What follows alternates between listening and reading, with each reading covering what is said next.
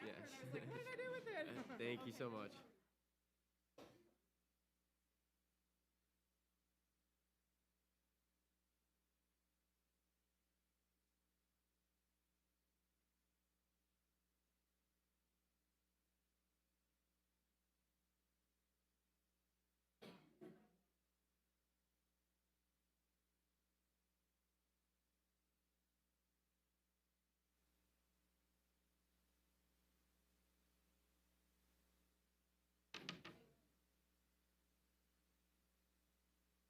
Nope. Might have been harder today. You went for the tie.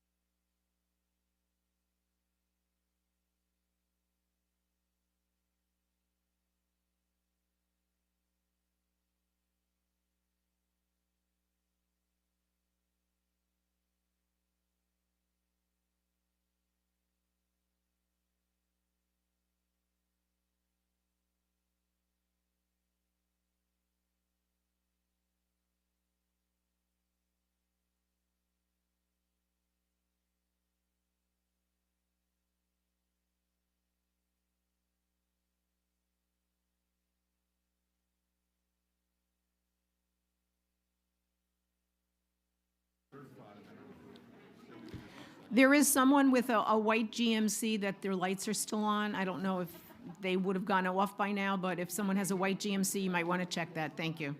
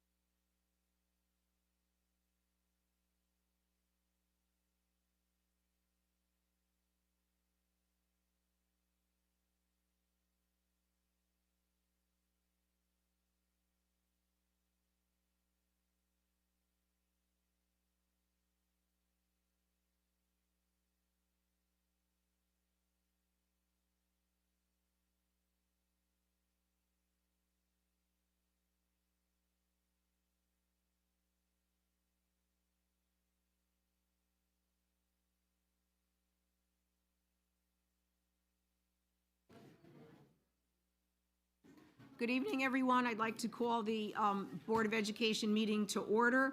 I'd like to point out the exits are behind the audience and then behind us. I would also, I would ask, we did meet in executive session, so I apologize for the short delay in opening the 7 o'clock meeting. I'd ask you to please stand for the pledge. I pledge allegiance to the flag of the United States of America and to the republic for which it stands, one nation, under God, indivisible, with liberty and justice for all. I'd ask you to remain standing just for a moment to reflect on the unrest in the Ukraine. Thank you.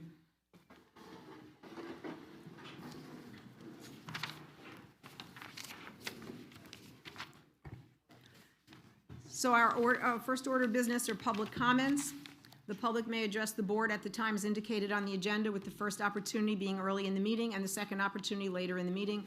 Each person is asked to speak into the microphone and identify him or herself. Speakers are asked to limit their comments to 3 minutes. The public comment period will have a 30-minute allocation, and we ask that if the 30-minute mark is being reached, then comments would be held until the final comment period, which is later in the meeting. Please remember that there is no cross-discussing between persons or the board. Each speaker may speak once during each comment period. Please remember that personal attacks of any kind have no place in our community, district, or meetings, and only serve to create conflict and tear us apart at the exact moment when we should be coming together. Anything of this nature directed towards staff, students, or the community is unacceptable. If anyone wishes to speak, we would ask you to come forward and identify yourself.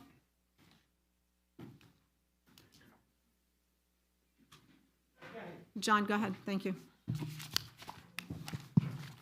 I don't even know where to stand. I'll stand here. John Hines, math teacher at the high school, assistant drama club advisor at the high school as well. 2 things tonight. The first thing is, as we head into budget season, I ask that the Board of Ed please consider the 3 A's in this district: the athletic component, the academic component, and the arts component. I have a feeling, I'm feeling the arts are being left out right now in this district. We're currently proposing an $8.3 million athletic field and addressing that need, but there's lots of need the arts have in this district as well, specifically in the theater department. So as we go forward through the budget season, come sit down, talk to Tony Ravinsky, talk to myself, talk to Marietta Moulton, see what we need, because there's lots of things that we need when it comes to the arts in this district.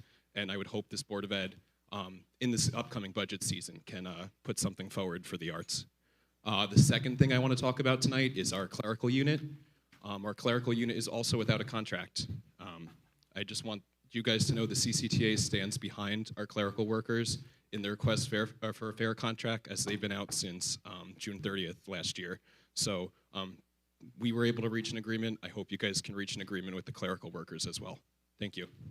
Thank you, John.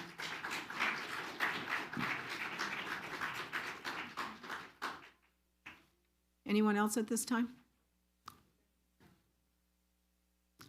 Anthony, I am going to ask that you Keep it quite short, please. Thank you. And then if you wish to speak again at the end, you can. Thank you.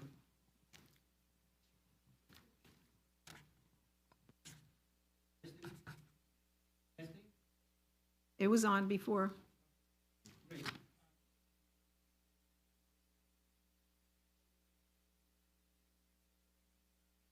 He's going to turn it on for you. Hang on.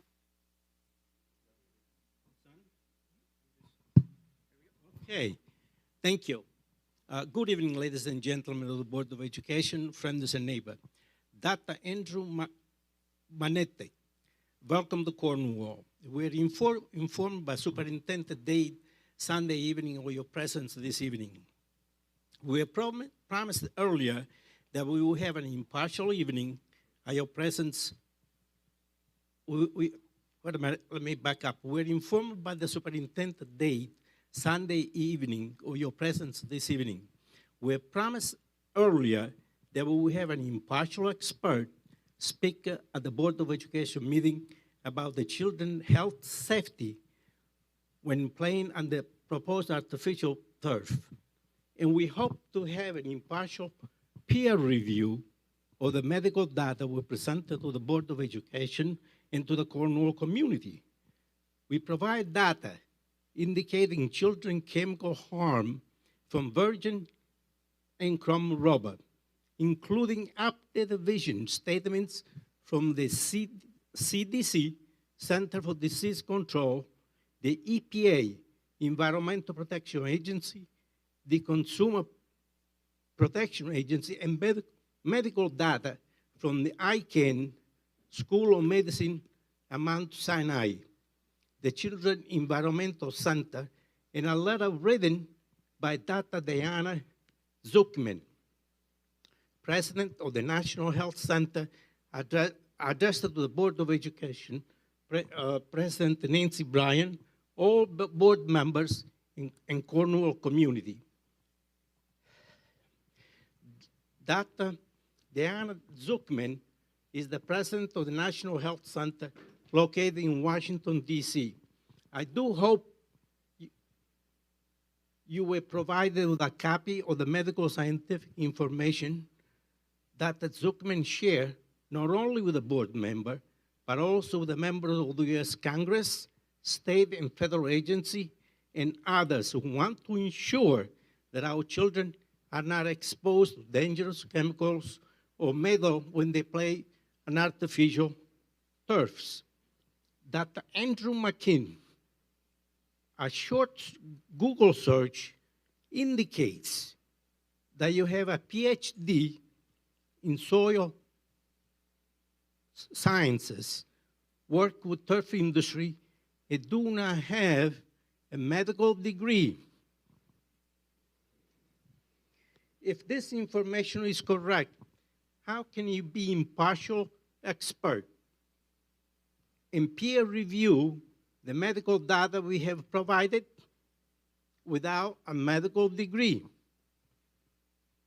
Mike Wolford, on December 11, 2017, wrote about you. Andrew McNett from Penn State. What are you thinking?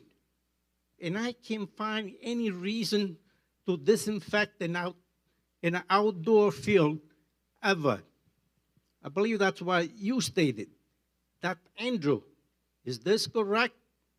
How do you explain Amy Griffin list of 270 soccer players? Excuse me, if I can. Dr. McNitt hasn't even been introduced in this meeting. I don't think it's proper to start interrogating him before we've even introduced him. Now, Anthony, part of the announcement that we made about the meeting was that we would be taking questions and we would pass them to the doctor afterwards. I think it's fair to allow him to make his presentation first before you start asking him questions. We haven't even heard from him But yet. if I don't ask you this question ahead of time, how is going to respond it if you That's if we're not, going to he's providing a presentation. Afterward, you can submit your questions. We'll get them answered, and we'll put them on the website, as we already announced. Oh, all right, that's fine. so long as you give us enough time for him to respond to the questions that we have. You can write your responses through email. I will make sure he responds to them, and I will share the answers with the public. How can I write through email now? You can go home and write the email afterwards. Anthony, what this was a presentation to the board. And so any person from the community, whether they're here this evening or watching from home or tomorrow, if they have any questions, the instructions were to email Brendan. I'm correct, it goes to you. You email Brendan Cardy because he's head of the communications committee, and then he will get these questions and they will be answered, and then there will be questions and answers put up on the webpage for the entire community to see. Okay, so I'll skip that portion and I'll continue. Is that okay? I would ask you to please start to wrap it up and save the rest to the end so that we can move on with the rest of and if anyone else has anything to say. Thank you. Great, thank you. We are concerned of the health harms generated by the artificial turds to exquisitely vulnerable children population by the PFAS forever chemical that do not metabolize and do not deteriorate inside the children's undeveloped bodies.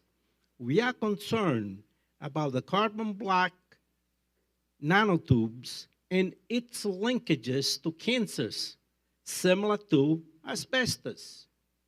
We are concerned about the 92 tax list of chemicals present in the turfs.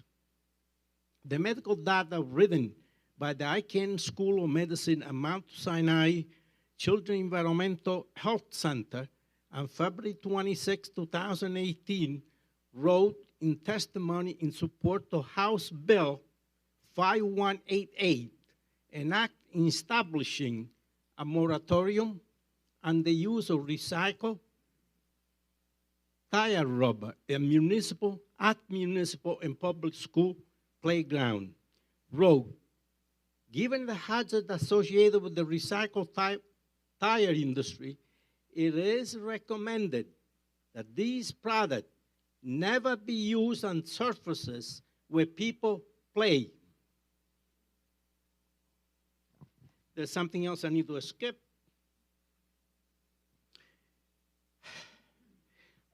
For everyone that listens that watches the football, the Super Bowl, did everyone see the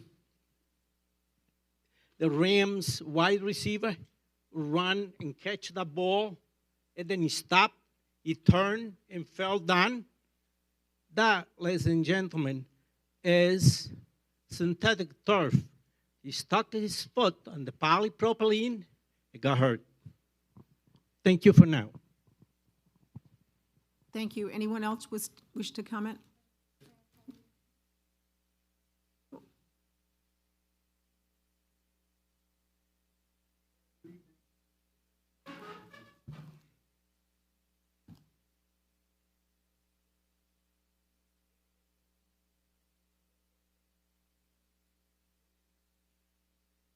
He'll come up and fix it for you.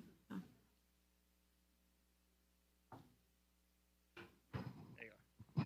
All right, there we go. Well, good evening, and my name is John Evans. I'm an Orange County business owner. I have 2 young children. I'm a taxpayer and a property owner here in Cornwall. The reason that I'm here is to encourage the board as we get into budget season to aggressively look into instituting a universal pre-K system for the Cornwall school system. This is an underserved area of our youth here in Cornwall, and as we're coming out of the pandemic and getting kids back into schools, I think it's very important now that we're realizing some of the social aspects that especially very young children have suffered through having to do distance learning, e-learning, etc. I know that there is the possibility of money being available to Cornwall, and on behalf of our group that has been meeting with elected officials at the local and state level, we would like to encourage the board to take whatever steps are necessary to begin having a program, a robust program, an in-house program that is managed and overseen by the Board of Education so that our youngest children in this community have the opportunity that children in adjacent communities already have. My name is John Evans, and I want you to do this for not only for my kids, but for all of the 4-year-olds coming up in Cornwall. Thank you for your time.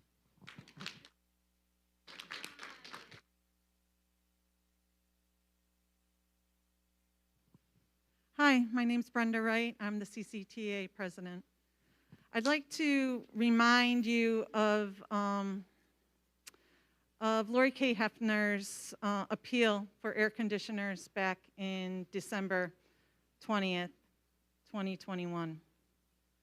At the middle school and here at Lee Road, in the spring and in the fall, the temperatures are really not conducive to instruction or education. It is not the first time that the CCTA has petitioned the district for air conditioners in these buildings. I understand that there is somewhat of a plan. I believe there's money available. We're going into budget season. We just want the best environment to teach our students. Thank you.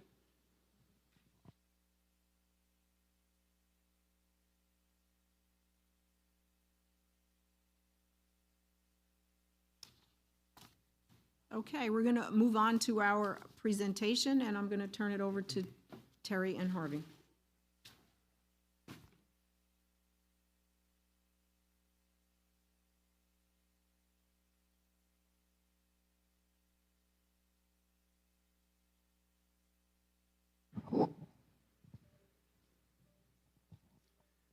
Good evening, everyone.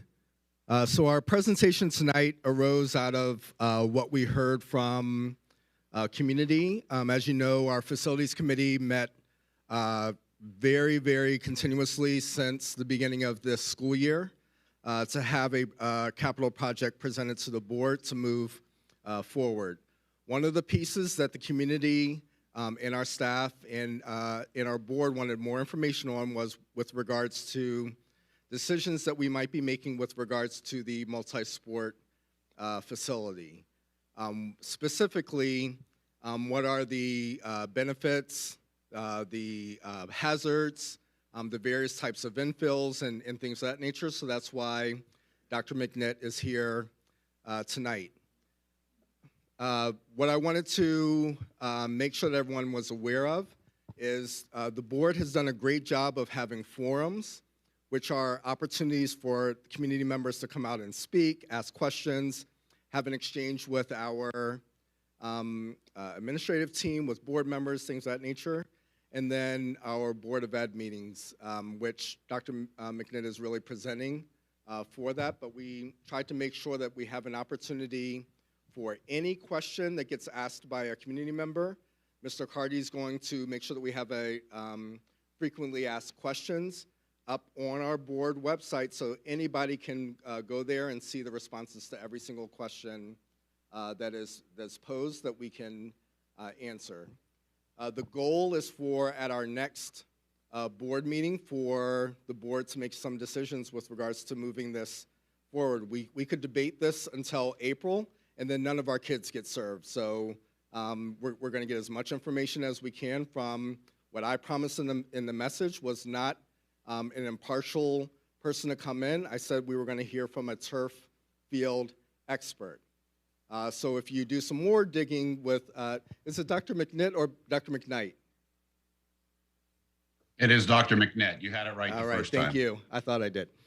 So if you do some more digging, this is the premier consultant for the NFL, for a variety of other professional leagues like Major League Baseball, soccer, my university, University of Virginia, their football turf field, Notre Dame, others.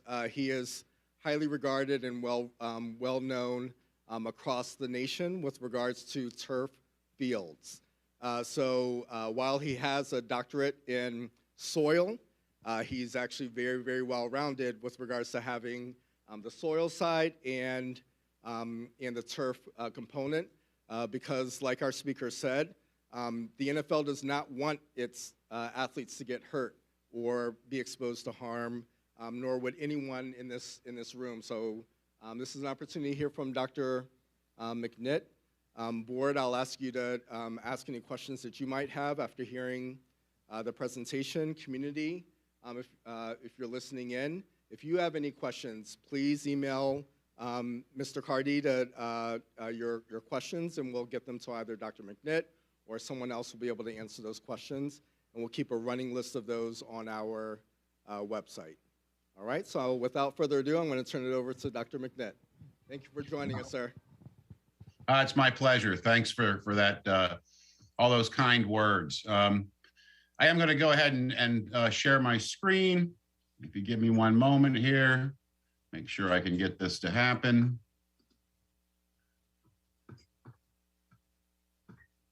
And hopefully you can see that now. Does that look good? Can everybody see that? All right, great. So I am Andy McNitt. I'm a professor of turfgrass science, and I don't know, sometimes the words get funny. Turf grass is really considered natural grass.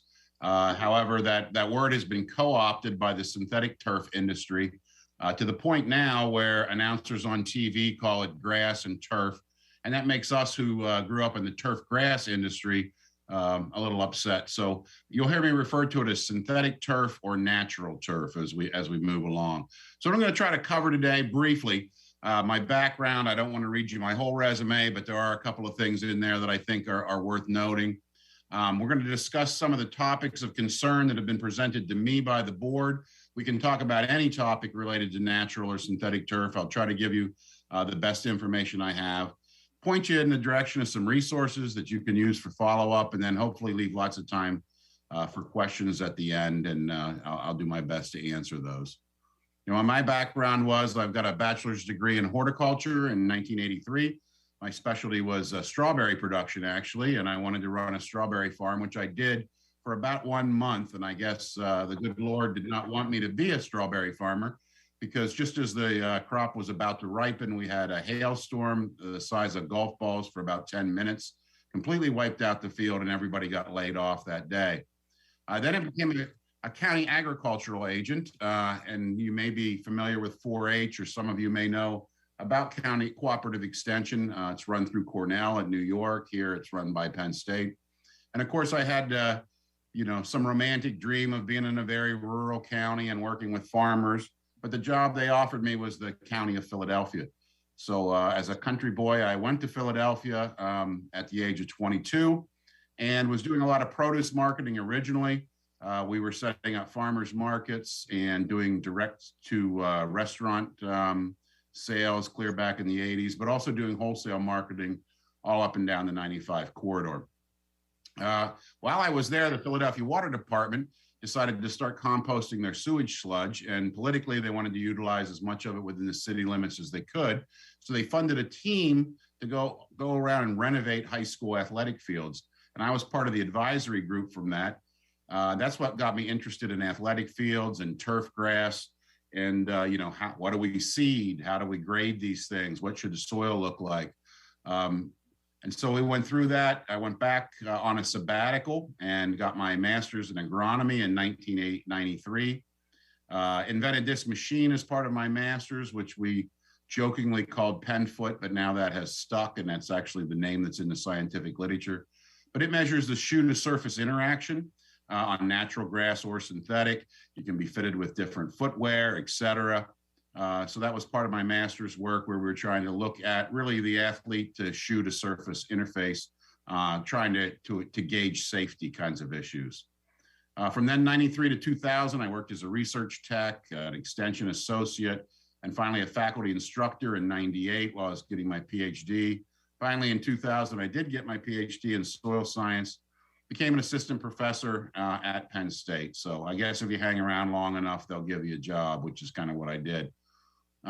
Currently, again, I am a professor. I coordinate our undergraduate program, and we have 5 online programs, including a Master's of Professional Studies.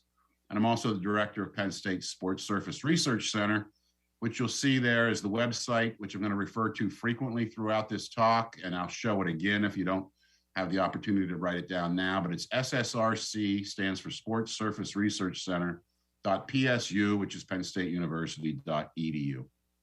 I'm going to just blow by these to give you sort of an idea of some of the projects I've worked on, and this really isn't up to date. There's a lot more, but those are just some of the stadiums and so forth that I've worked on. In 2006, I was named the technical advisor to the NFL Groundskeepers Organization and have been working with them ever since. As a matter of fact, our meeting is next week in Las Vegas. They want to look at the new Allegiant Stadium. In 2008, started the Center for Sports Surface Research at Penn State through some grants and so forth. In 2011, I was named co-chair of a committee to develop a certification program on NFL game day fields. For those of you who don't know, every NFL game day field is tested prior to each game and has to be certified and approved, including through the playoffs. As a matter of fact, we have to go test the field. I leave tomorrow to go out to the combine to test the combine's field. So I have over 35 years where, you know, my major concern has been sports field safety and all aspects of safety, not just injury, but infection and heat and everything else, toxicology, et cetera. You know, you can tell I'm neither hopefully you can tell by the end of this talk, I'm not a proponent nor a detractor of synthetic turf or natural grass. I was brought up, you know, interested in natural grass. That was what I studied. And, you know, what happened was we had these tools to measure surface hardness, to measure traction, et cetera. And this new generation of synthetic turf came along in 1998. As a matter of fact, the first installation worldwide was at, and now I'm going to blank on it. It's in Monongahela, Pennsylvania. It was the high school football field where Joe Montana went to high school. And I'm blanking on the name of the school currently. But anyway, I'm neither one or the other. I just try to get the right information out so that other people can make good decisions. And, you know, with anything, it's usually not black or white, right? There's positives and there's negatives, and you got to weigh the costs versus the benefits. And eventually somebody makes a decision. And my job, I feel, is to try to inform that decision-making process, which is really what I'm going to try to do this evening. And, you know, we look at costs or disbenefits. You know, synthetic turf's expensive. You're going to hear that there are some injury issues, potential injury issues that we need to learn about. There's heat, but I think with some of the numbers that people throw around with the heat, you need to parse it and understand, you know, what's hot, what isn't, and how to deal with that. We're going to talk a little bit about chemical exposure to humans and the environment, although I am not a toxicologist. We'll study that. I've done a lot of work on potential MRSA infections. And then we look at the way the ball bounces, whether it's a baseball or soccer ball. And some people simply have a philosophical opposition to something synthetic versus plant material. And trust me, in this short presentation or even the entire evening, we're not going to be able to cover everything, but just throwing some food for thought out there. When we look at the cost in dollars, I consider it high.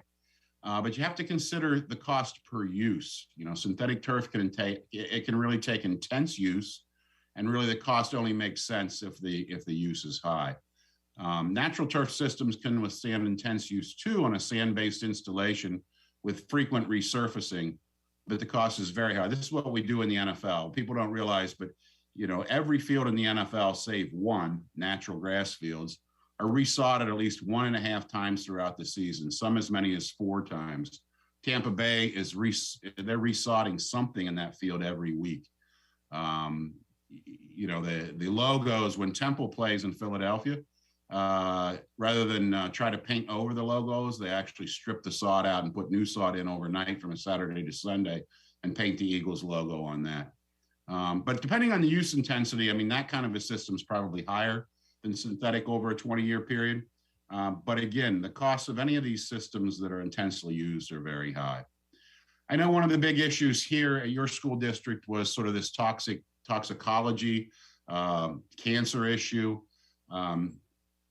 Maybe many of you know that Amy Griffith she's a soccer coach in Washington State. One of her soccer goalies came down with a type of cancer. While she was visiting her in the hospital, she found out there was somebody from one of their opposing clubs, also a goalie with the same kind of cancer in the hospital. She started looking around and found another incidence or two of players who had come down with a type of cancer. So she got to thinking, you know, maybe it's because these players are playing on synthetic turf.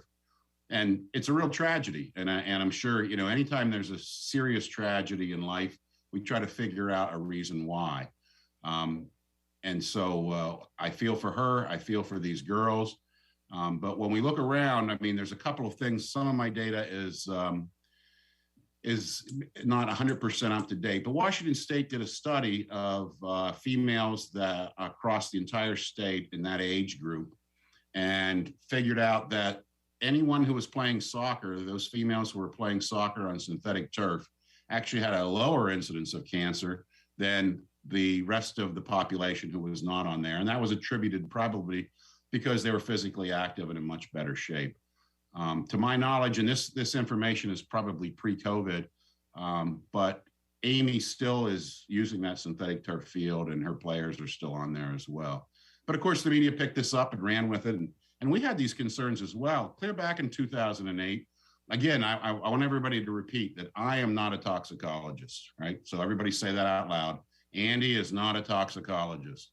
And we should say that probably 3 times because this is not my area of expertise. But luckily, we do have somebody on staff who it is his area of expertise, and that's Dr. Gary Perdue.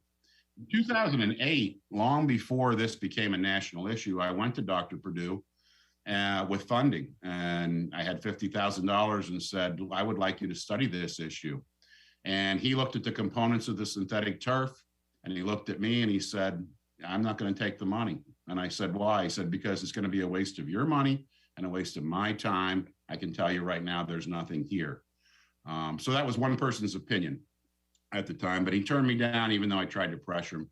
I don't know what would have happened if I would have had more money. I don't know, but he said it wasn't worth doing, that you're not going to have any kind of differences beyond background noise. We did until recently have a environmental chemist that also worked with us on this. She has recently moved to the University of Arizona away from Penn State, but she helped us in the early days to take a look at components of this system, what kind of leachate we could expect, et cetera. And so for perspective, I'm going to go back to a product that I had worked on in the early part of my career. And I'm going to talk to you about this product and all the chemicals that are in there. Right. So here's a list of the acids that are in this particular product. Here's a list of the various alcohols that are in this product. Here's a list of the aldehydes that are in this product, the ketones.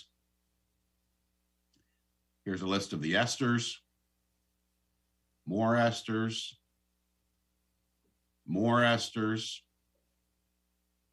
more esters. Here are the lactones that are in this product, the acetyls, the furans, the aromatic compounds, the sulfur compounds, the terpenes, the glucopyranosides, can't even hardly say that one.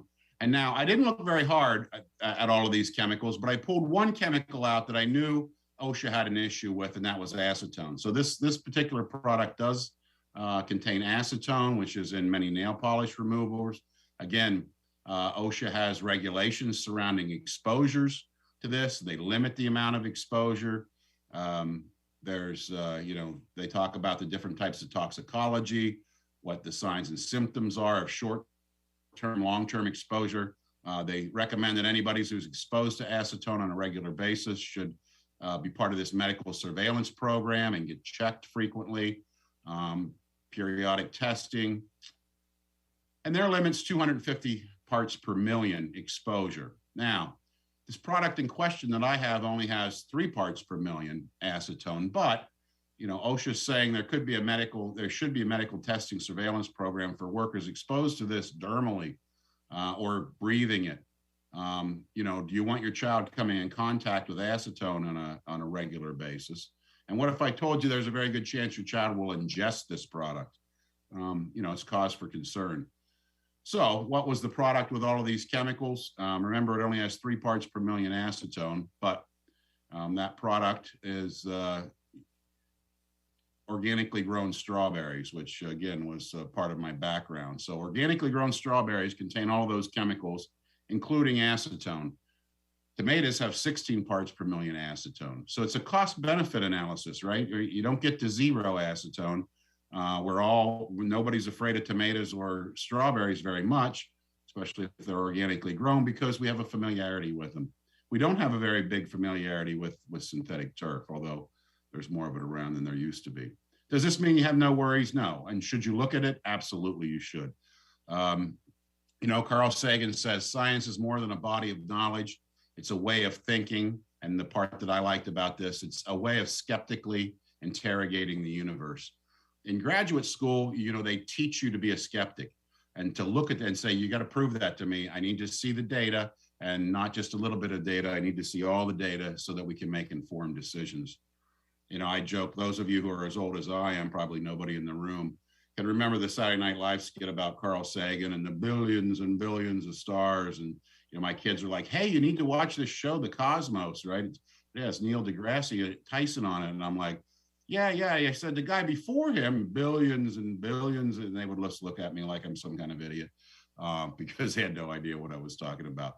But anyway, good show. But scientists are trained to be skeptics. So I caution everybody that you can't cherry pick the data, right? You go out and you find one study or one website that was put together that's saying whatever, whether it's positive or negative, you can't believe. You need to look at all the available evidence and try your best to keep your personal biases in check. And that's really, really difficult. It's very difficult for a scientist. I have to work at it every day, is to say, is this what I want to believe, or is this what's really happening?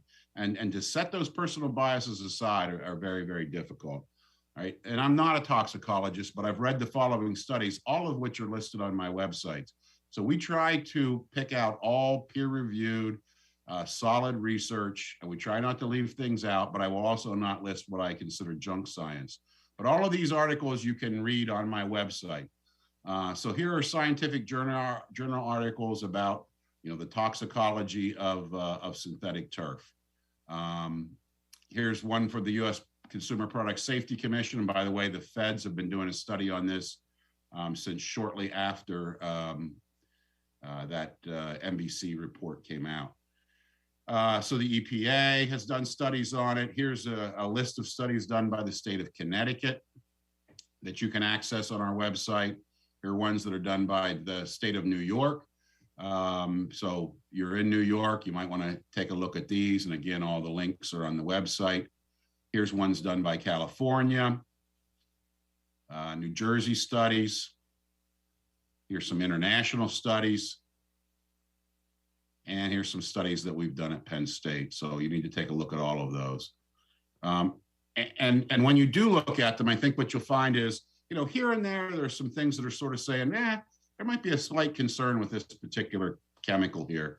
But from what I can tell, and again, I'm not a toxicologist, I mean, it seems as though even those, most of them, the vast majority of these studies you're going to read are saying there's no difference than background exposure. That, walking down the street, playing in natural grass, there's background exposure to chemicals, and it's no different. There are a couple that pull out a couple of potential problem chemicals in fairly low concentrations, but if you study it, they end up being in the same carcinogenic group as grilled meat, right? So if you go out on your gas grill or your charcoal grill and you grill meat, there's potential carcinogens there in the food that you're going to consume. And they're saying that there's a possibility that there might be an exposure similar to that. And that's in the minority of studies, not the majority of the studies, right? So you have to think about silicosis.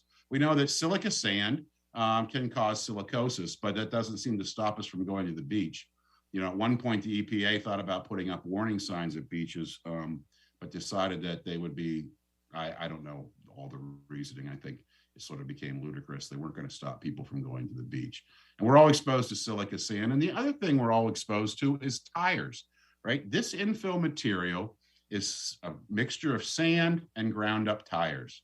And we've all been exposed to tires. I mean, when you drive down the road, there is tire dust coming in through your vent and you're breathing it. If you live near a road, there's tire dust there, right? I mean, there's tire dust everywhere. And the point is that if ground up tires are causing these kinds of problems, we've got a way bigger problem in this country than synthetic turf. I mean, there's tire dust everywhere. You're gonna have to change an entire industry. This will be considered a toxic waste site. And it doesn't seem to be the case.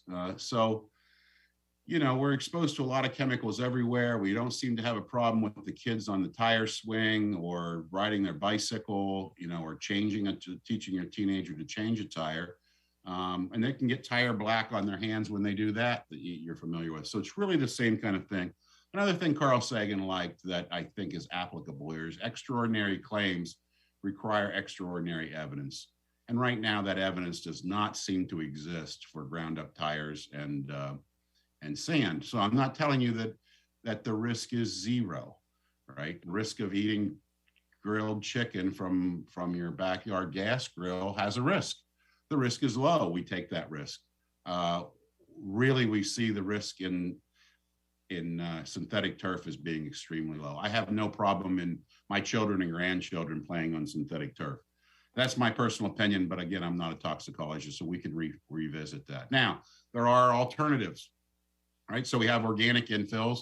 There's coconut hulls and olive pits and a lot of different kinds of organic infills. One of the claims is that they lower the surface temperature. And we're going to talk about surface temperature shortly.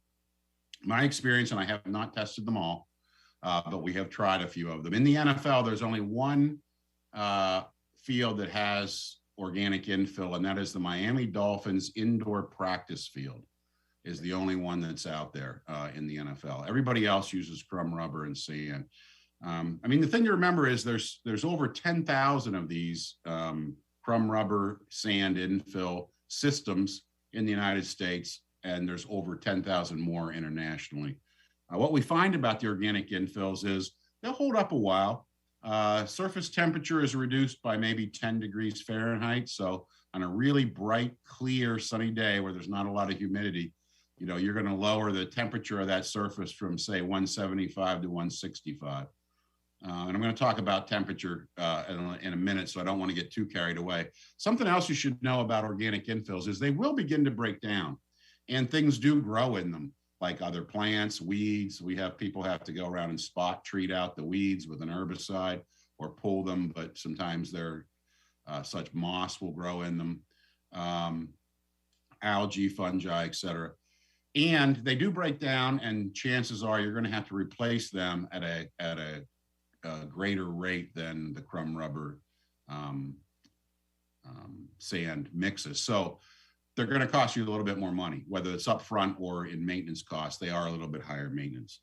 And you're going to need a shock absorbing pad under that. Whereas with crumb rubber, if you go with a normal depth of crumb rubber, we can talk about the need or the benefit for pads later. So we can come back and revisit that with more specific questions. There's also things like EBDM and TPE, which is essentially a manufactured rubber pellet. It's really plastics as well. So they're just going to make the pellet rather than recycle old tires. And so they've been around a while, but and they were a little bit popular in Europe, but still in Europe, where environmental regulations, some would consider them stricter than the United States, it's well over 90% of their synthetic fields are ground up tires, just the same as ours. So they exist. Again, they do not lower heat that much. So temperature is an issue. Do they get hot? Yes, they do. But lots of things get hot. So what you have to understand when you look at the heat is that the surface is heating up, but the air temperature above the surface is not heating to as much of a degree. We've been measuring surface temperatures. I don't know what's wrong with that picture. I guess it's just old. We've been measuring synthetic turf surface temperatures at Penn State since 1971 on the old first generation AstroTurf. And researchers have reported surface temperatures as high as 199 degrees Fahrenheit when the air temperature was 98. That was in at Brigham Young University. We have gone out and found temperatures at Penn State as high as 162 degrees. I don't think that's 162 degrees C. That's incorrect. That's Fahrenheit. So they're warm, and we weren't looking to find the hottest day. But there's a couple things about it. One is it's the surface. Just like when you walk on bare feet, sometimes at the beach, right, you could burn your feet because that sand can get very hot. It's the same thing. The air temperature above it, we have lots of data to show, the air temperature above it will be, 5-10 degrees warmer than ambient air temperature at waist height. However, I will say that the temperature of the surface is so hot that some of that temperature goes through the sole of the shoe and has to be dissipated by the athlete. Is it a huge burden? No, but it is a burden, and it should be considered. There are now protocols for any athlete, especially during a preseason football, for instance, when it's very hot out and they have equipment on. They have the wet bulb method. Your trainers can tell you about this, and there's ways to monitor so that a trainer can say, hey, it's time to give everybody a rest, get them cooled down a little bit. And that should be done whether it is on synthetic turf or whether it's on natural turf. The other thing about the heat on these surfaces is it only happens during clear, bright days. Even when it's humid and hazy, the temperature is much lower. And there's no heat sink, almost no heat sink. So it doesn't add to the urban heat island at all because all of the heat is reflected. And that's why it gets hot. Very little is absorbed. As a matter of fact, the infill seems to act like an insulator. And the infill is not the main driver here. People want to change infills. They look at the infill and it's a dark color and they think that's what's making it hot. And it's not. We actually have some data that I'll show you in a minute where traditional AstroTurf, which has no infill, when it's dry is actually hotter than the new infill systems. So the traditional AstroTurf's been around in baseball, since the 70s, really the late 60s and 70s. They do get hot. It's hot to touch, but the air temperature above that is not hot. We watch a cumulus cloud go over and the temperature will drop like 30, 40 degrees in a matter of 10 or 15 seconds. All the heat is reflected back and the fibers are the main driver. So we've looked at different ways to cool synthetic turf. This is Denver Broncos practice field. They had irrigation installed and we've gone out and tested this. We watered it. We measured the surface temperature over time. We watered it again. We tarped it and tried a lot of different things. And what we found was you could really only lower the surface temperature effectively for about 45 minutes or so. Now, again, eventually, we project out here 2 hours and it is slightly cooler than unirrigated turf. But again, you're looking at, 10, 15 degrees Celsius in this case. So we could not effectively lower it for a long period of time. And traditional AstroTurf unirrigated is actually hotter. Once you irrigate it, because the pad is so close to the surface, you do get some evaporation. We tested the organic infills. We haven't tested them all. Again, 10 degrees really is what we tended to find. We've tested different color infills, different types of infills. We've done all kinds of things. We looked at, the TPEs, ZBDMs. We've even taken porous materials. We call these inorganic soil amendments like calcined clay and diatomaceous earth. We mixed that in there to increase the water holding capacity of the infill. We've then loaded that up with water and hoped that the evaporation would keep things cool. It was about 10 degrees, so that at maximum, give or take. Some companies have experimented with nanotechnology, a phase change. Some of this is actually in the dashboards of your cars to try to keep them cooler. They put that into the fibers, 10 or 15 degrees. Sub-air systems, we have these at professional stadiums that create a suction through the drainage to try to pull excess water through. We took these and pulled cool air in at night, and then during the game tried to blow cool air up through the system to try to cool things. That didn't work. The point is, we don't have a good way to cool these systems, all right? And none of the products that are on the market do very much. They all do a little bit, but is 10 degrees that important? And the question with some of it is, does it hold up over time, which we're not even sure of. But you have to remember, it's the surface temperature that gets warm. Only on clear days, they cool off really, really fast. So you have a 7 o'clock game, temperature isn't an issue. The field's not going to be hotter. It's not going to be colder. There is an issue, though, that the heat does pass through the shoe and has to be dissipated by the person. But at waist height, you're talking about maybe 10 degrees more on a very clear day. On a hazy day, it's not. So conclusion, I'm not going to go through all of this, but it's basically, we got 10 degrees over a 3-hour period. It's the best we could do. Trainers need to be aware that the surface temperature is warm, the air temperature is slightly warmer, and they should be monitoring exposure to temperature regardless of surface. So again, it's cost benefit. Do they get warm? Yeah. Are they outrageously hot? Yeah, the surface is pretty warm on some days, but not on others. All right, how about injuries, especially lower extremity injuries? Here's a paper I co-authored with the NFL where we looked at injury rates over time. One thing you should know, these are all lower extremity injuries. We have found no difference in a helmeted player in the NFL on concussions. It's the same. Surface doesn't matter even when they hit their head on the surface. And it's been explained to me like this: the surface hardness isn't very important for a helmeted player because it's like two springs pressing together. And the weaker spring is going to give, regardless of this could be 10 times stronger, doesn't matter, the weaker spring is going to give.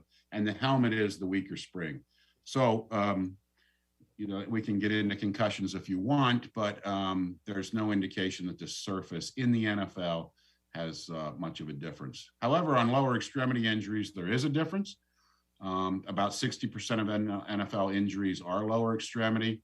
The causality is complex and multifaceted across injuries, and surface is simply one lever among many for injury reduction. All right, so we look at this, and here's some data from 2015 to 2020. The blue line on top is injuries on synthetic turf adjusted for number of plays and exposure. Currently, there's more natural grass stadiums in the NFL than there are synthetic, but they are getting closer.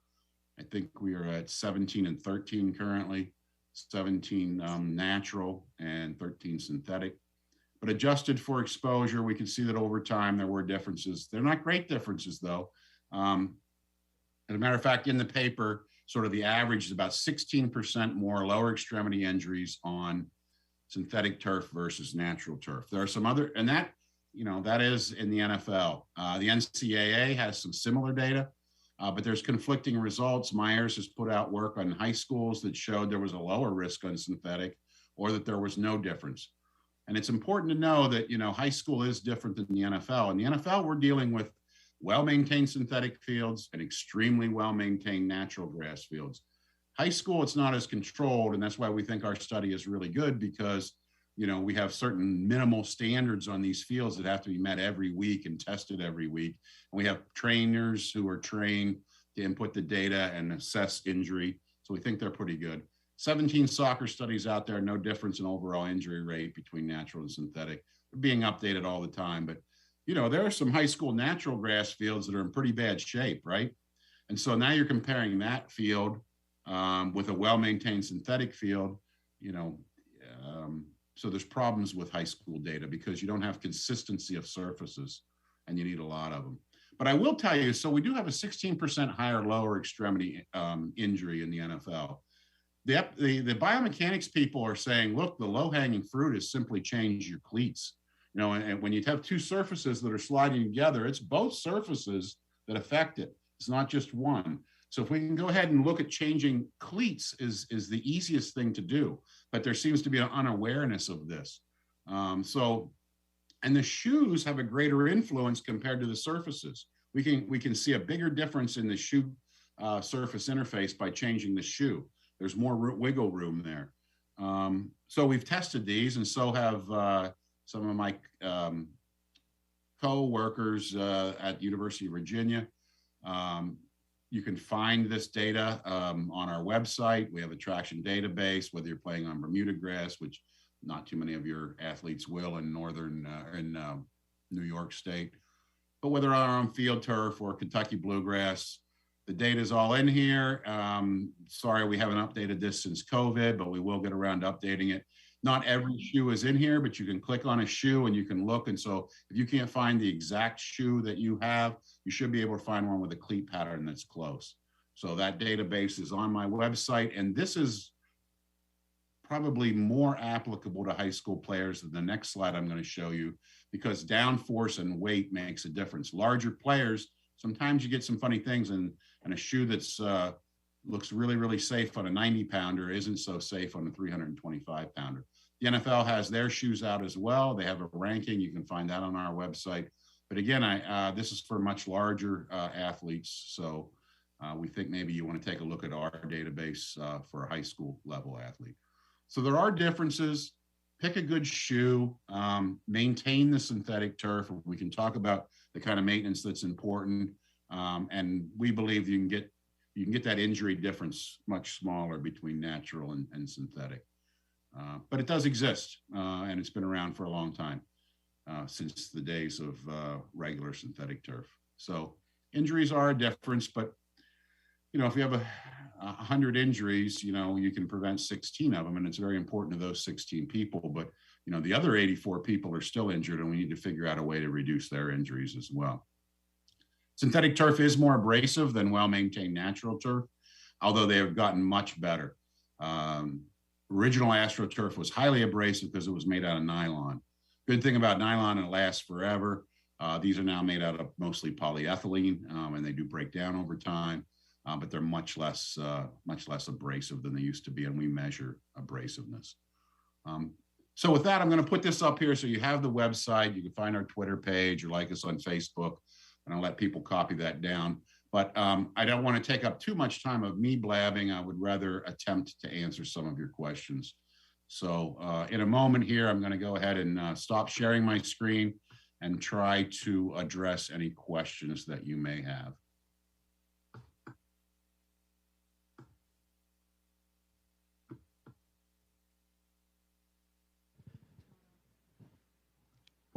It's on. So really appreciate you taking the time to share this information with our board and community.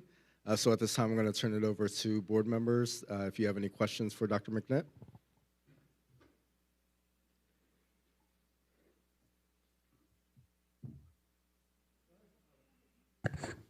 Thank you, Dr. McNitt. My name is Brendan Cardy, board member.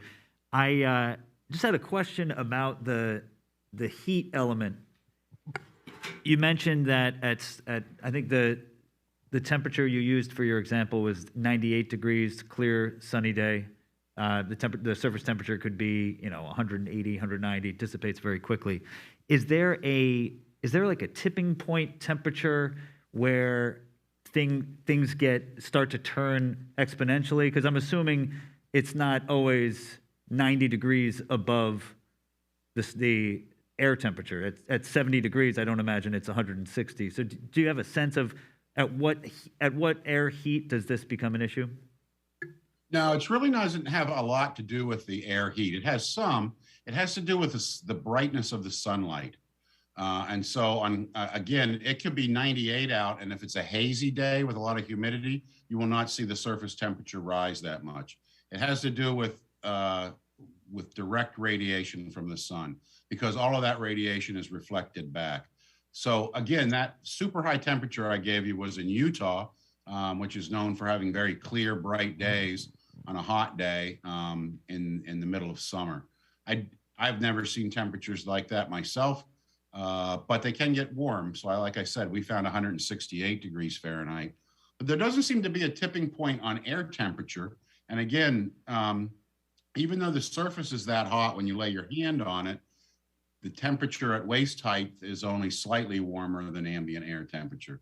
But I don't think there's necessarily what you would call a tipping point where the air temperature gets to a point that you need to be worried. All of those things combined, though, affect the athlete, right? So if it's really, really humid, they can't dissipate the heat as quickly through sweat.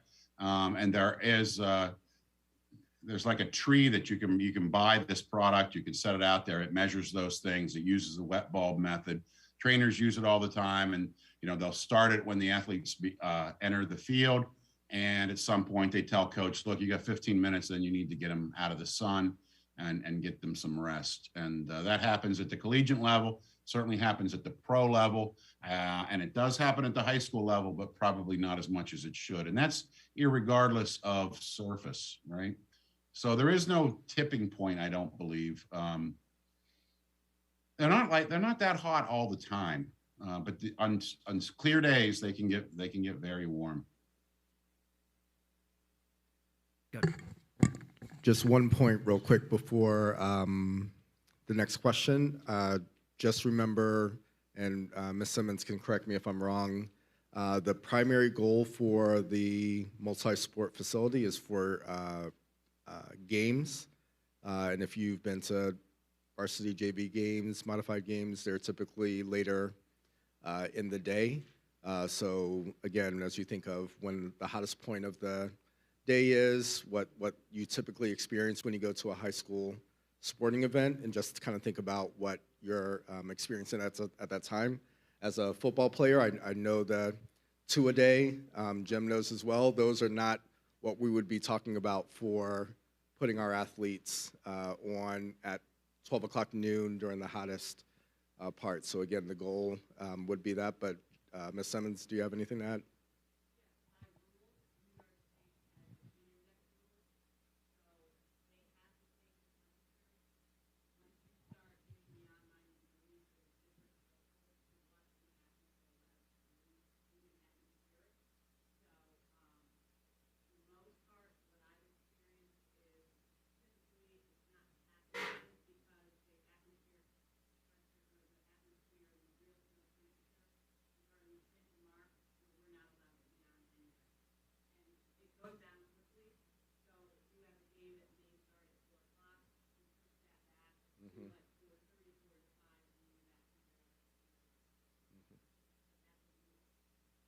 Thank you.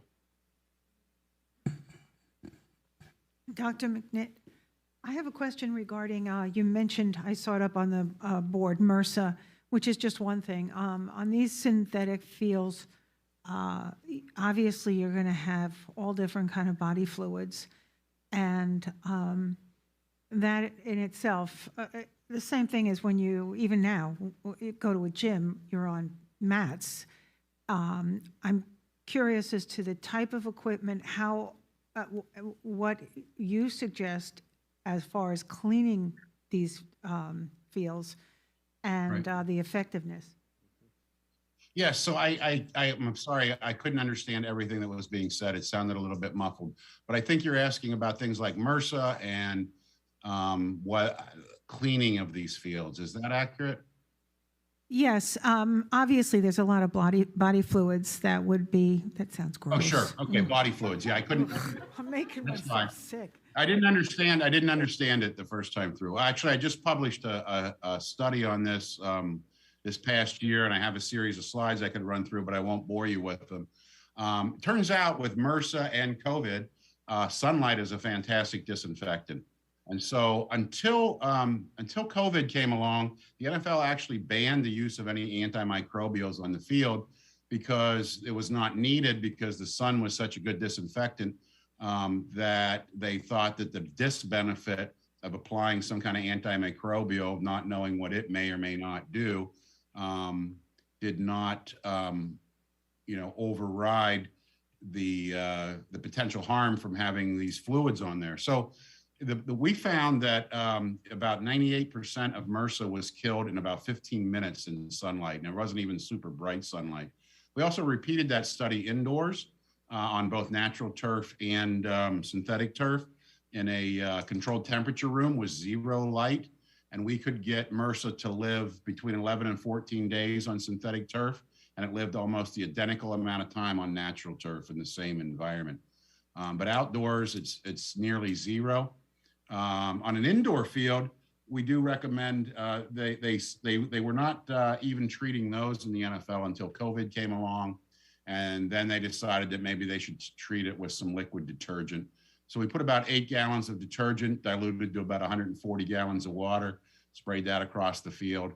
But pretty soon they realized COVID was mostly spread by aerosols, and they really weren't too worried about surfaces any longer. There is a study out, however, that is misinterpreted frequently.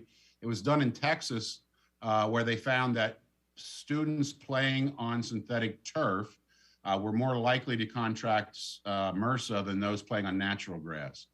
But they were not getting, it turns out, and even their study said this, they were not getting the MRSA from the synthetic turf. The synthetic turf was causing more abrasions, more breaks in the skin. And so when they rubbed up against another player, their chances of contracting a staph infection from that other player were higher because they had breaks in the skin.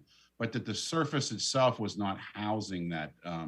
We went out and surveyed 20 synthetic turf fields in Pennsylvania and found 0 staph on them. And then we went ahead and inoculated synthetic turf and used different disinfectants, et cetera. And when we were outside in sunlight, nothing, they're pretty sterile environment, to be honest with you.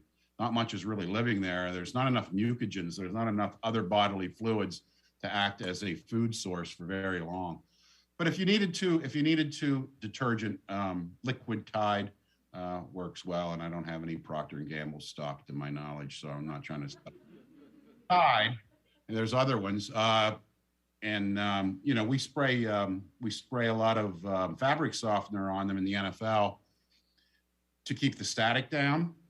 They're like new carpets when they're new, and if you drive a utility cart across it, that'll show up on TV for about 20 or 30 minutes, and so we didn't want that, so we spray fabric softener, which also will kill. Turns out fabric softener, it's a cationic surfactant, and Tide or detergent is an anionic surfactant, right? That's why you can't put them both in the washing machine at the same time.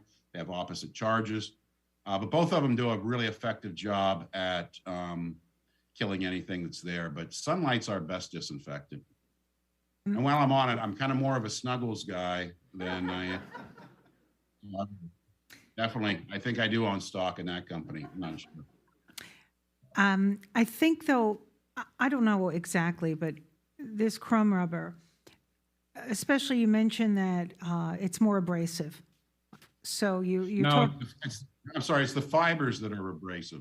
The crumb rubber's not. It's the fibers that actually cause the abrasion. Okay. And then when they switched from nylon to polyethylene, they became much less abrasive. And when they went from slit film, which was the traditional field turf, to now the monofilament, they became even less abrasive. But they are more abrasive than a good quality natural grass. So I'm sorry to interrupt you.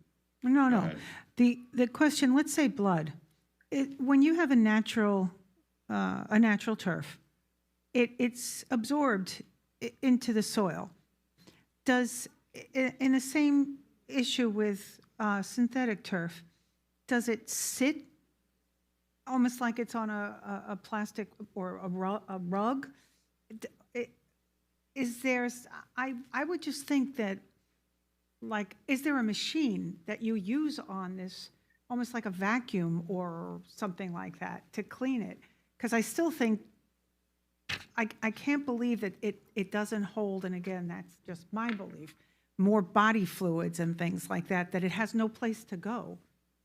More what? What was the last thing? Like, I'm not saying it again, like blood or things like that. I mean, all the things that come off a 16-year-old boy, God knows I had a couple of them.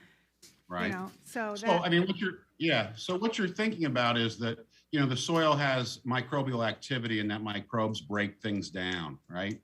And this is more of an inert sort of situation, so things don't get broken down as quickly.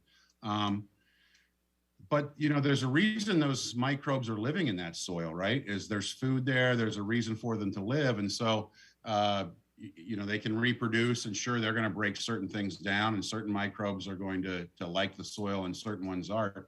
Turns out not many microbes of any kind really like this synthetic turf. It's hot, and there's nothing to live on. And so if somebody does deposit blood there, those cells are going to die relatively quickly. And they do have a really, really porous drainage system. So a little bit of rain and they sort of wash through. You have an issue. There is issues maintenance-wise with things like gum, leaving plastic bottles out there, sunflower seeds. So, there is some vacuuming that sometimes is done. What we do typically after a game is go out and blow it. And we blow any debris to the sideline and then pick it up with billy goats, which are walk-behind vacuums. to pick up debris. Blood, surprisingly, it's not much of an issue. Vomit, all of those kind of things, they get cleaned up the same way they would get cleaned up off of any surface. Clean it up as best as you can, use some detergent, and then flush it into the system, which is pretty porous. But surprisingly, those are not the issues. I'll tell you one of the issues. I would recommend that you buy an $800 magnet, and they make them that will pull behind utility carts to pick up metal things. And we find a lot of coaches' paper clips. We find a lot of bobby pins, and you can find other things. So, anytime that somebody's going to build a stage out there, we make sure that they don't use aluminum screws. We want them to use screws that'll be picked up by the magnets when they drop them and can't find them. So I would recommend, dragging a magnet over it, and various turf supply companies will sell magnets that you should drag to pick up any metal debris that could cause a problem. But yeah, so the issues that you brought up were issues I thought that we would have more of, but to my surprise, it just doesn't seem to be a really big issue as far as cleanup goes. So yeah, it's really all I can say.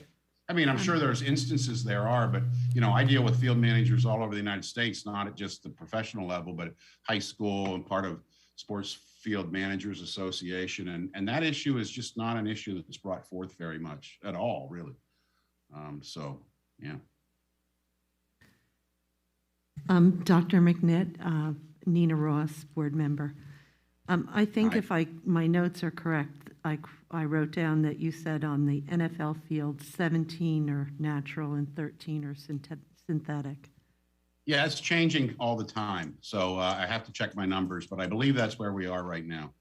So could you give me a sense as they do change, which direction, you assume the NFL has all the money in the world to pick the best types of fields, and from, I guess, both the performance, but when they look at those from a health standpoint, which is, both injuries, and then we're talking about any sorts of toxins here. What is, what's the progression in the major leagues? So there's a lot in your question, and it's a pretty loaded question, even though I don't know that you meant it to be, because unfortunately the decisions aren't always made based on the health and safety of the players, right? These are big facilities that the city might have kicked money in, and they need events, right? They don't want that thing sitting empty. And so it's often very event driven. We've seen the pendulum swing several times, right? So if you go back to the 70s and 80s, there were way more synthetic turf fields. Then the number one thing that changed it was, sure, the data was coming out that was showing more injuries, but what that led, at the same time, free agency hit the NFL, and all of a sudden they wanted to attract players. And so part of that was, let's get rid of synthetic turf because old players are worried they're going to get injured on it. We're going to get natural grass so we can attract free agents. And then field turf came out, in 1998. And so it was the next generation. It was certainly better than AstroTurf. So you started to see a swing back the other direction. The other thing that happened was we used to have those concrete donuts, where you played both baseball and football in them. And it was nearly impossible to have natural grass in those. And we started, to move towards a baseball only and a football only stadium, which allowed more natural grass. One of the things that's driving a little bit, so Baltimore switched, we've had a lot of fields. Philadelphia, Pittsburgh were both synthetic. They're both natural. New England, Gillette Stadium was synthetic, then it was natural. Now it's back to synthetic, but they've done some feasibility studies to potentially turn it back to natural again. Buffalo's looking to maybe make theirs natural. But we just had Carolina switch from natural to synthetic because of taking on a soccer team. So when you have a soccer team and those games are overlapping with part of the NFL season, it's very difficult to switch back and forth on natural grass. And so to some degree, soccer is sort of driving a little bit of this. If you notice, the teams that host a professional soccer team and an NFL team, almost all of those are synthetic. So the question is not necessarily safety, although it plays a role. Levi Stadium in San Francisco, Dr. York is the head of health and safety and he wants natural grass all the way. Baltimore switched for the same reason. Buffalo's looking to switch for the same reason towards natural. But you have some other ones, you know, sometimes it's revenue driven. So I'm sorry about that answer, and I probably gave away more information than I should. But the decision is not always driven that way, unfortunately. It's always a consideration, but in the end, sometimes the decision is made the other direction on a case-by-case basis. So I don't think that's going to illuminate your decision very much. Question. So what I'm hearing is that a multi-sport field tends to be more synthetic? Well, in this case, because they're also having concerts and so forth. I mean, there's a way to make a field that's being used, you know, all the time, natural grass, but you're going to have to create a good relationship with a sod company that is able to create and harvest what we call lay and play sod. There's only about 5 of them in the United States. The closest one to you is probably Tuckahoe in South Jersey. They harvest it at 1 3/4 inches thick. It's mostly sand. You got to build a sand-based system, which is going to start at about $1 million anyway. And then you're going to resod, and you're going to resod at least once a year, depending on play. And that resod cost is probably going to be about $150,000 per year. And maybe you don't have that much play, and you don't need to resod every year. But yes, the more the field is used, and you're not willing to take this next step to move to sort of this lay and play sod, which is a whole level of technology that most high schools aren't ready for, then yes, the more intensely and frequently it's used, the more times we switch to synthetic, just because of intensity of play. So that's accurate. You know, we have a thing though, we're looking at, there's a sod company in the South, Carolina Green, that supplies a lot of the Southern NFL fields, and they're marketing to high schools that they will guarantee you for a price in a 5-year contract that that field's always going to be in pretty good shape. You're going to have to build a sand-based field with irrigation, but they come in and replace the sod about 2/3 of the way through the football season. So they finish out the year with really good sod. Then they sort of have the spring and summer to rehab it to some degree, and they start the season really strong again. And then 2/3 of the way through the season, they switch out the sod again. And maybe it doesn't all have to be switched out, just between the hash marks, whatever. So it's all a matter of use intensity. There is a breaking point, you know, and if you have native soil, you know, one really, really rainy game could destroy the field. But there is some technology. You end up having to hire somebody who, you know, has a degree in this and some experience to manage that system. So I'm not telling you that technically it's not possible, but politically and socially, it sometimes is difficult. So. Dr. McNick, thank you for this very informative presentation. Lots of great information that's going to help us make the right decision for our community. One of the large concerns we've heard from community members, of course, is related to what you referenced with the soccer coach, Amy Griffin, in the state of Washington. And then the state followed up on her concerns, and as you said, and I've got the website pulled up here from the state of Washington, that, you know, they basically said that what she saw was not unexpected from background incidences of cancer. You made clear you are not a toxicologist, but in the industry, in your specialty academically, is there one study, you know, I'm looking at this Washington State study, is there one study that's sort of the consensus when it comes to lymphoma or other cancers, that this is the one study we should look at? Or is there a consensus among the experts that this is an issue, not an issue? We don't have enough evidence yet to fully dispel it as an issue. So, you know, what would you point us to for one or two of the best studies, and is there consensus in the industry? Thank you. Yeah, that's a tough one. I think the New York State studies and the Connecticut studies are really good. So I would sort of look to those because they were pretty comprehensive, to a lesser degree, California. I don't think there's one overarching study. You know, the federal government sort of started their study. I testified, a lot of people testified. They started to put it together, and then the whole thing just sort of stopped for some unknown reason. And so they didn't render an opinion in either direction. I think because it became less of an issue and they moved on to other things. I don't really know why. So it's difficult for me to point you to one, but I do believe the Connecticut studies were pretty thorough. They're on my website, and the studies from your own state, I would certainly want to look at. And to a little bit lesser degree, California did a nice job with their studies. So they're fairly comprehensive. But then, you know, they're agencies, so they're trying to review the data.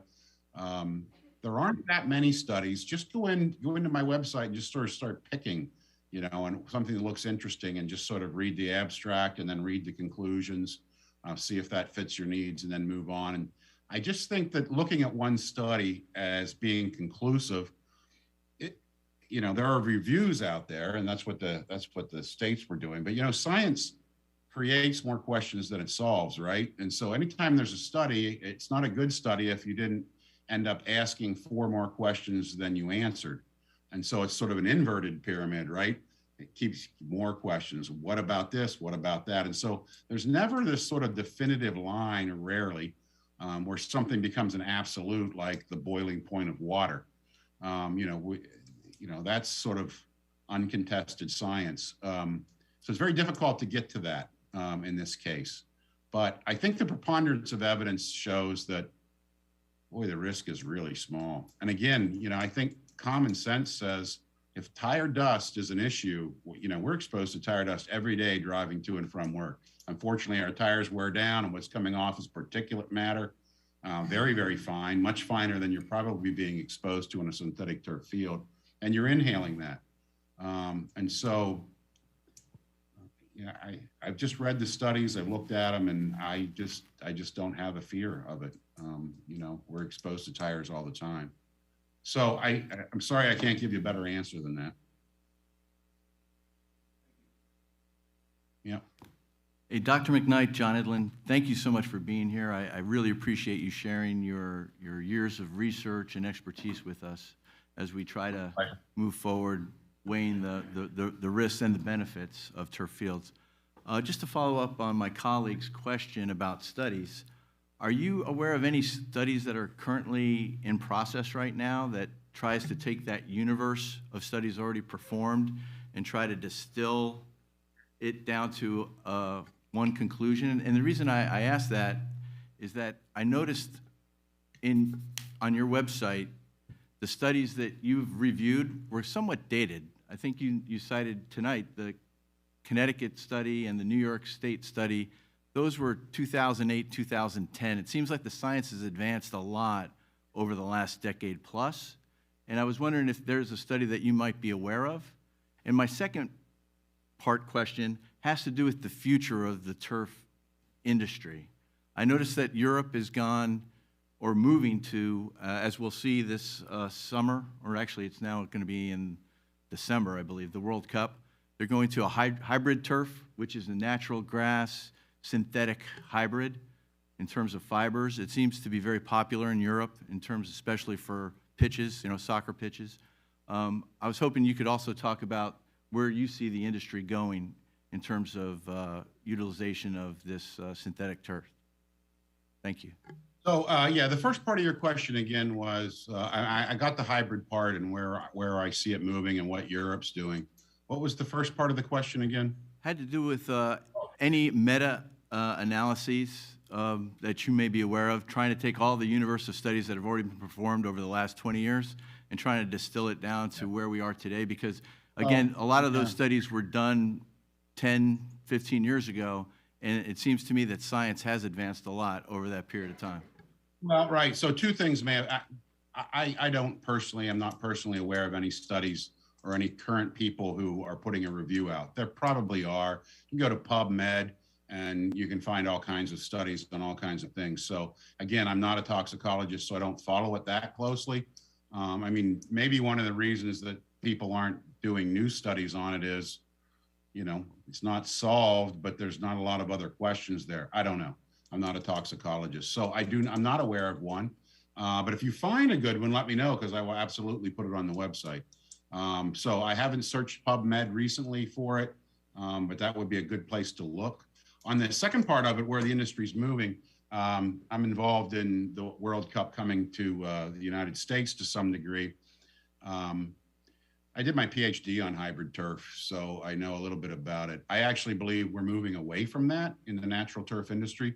There's a couple of reasons why hybrid turfs are so popular in Europe, especially Great Britain, is they can't grow Kentucky bluegrass there because there's not enough light. We also have a lot of trouble growing Kentucky bluegrass in the Pacific Northwest in this country because of a lack of light.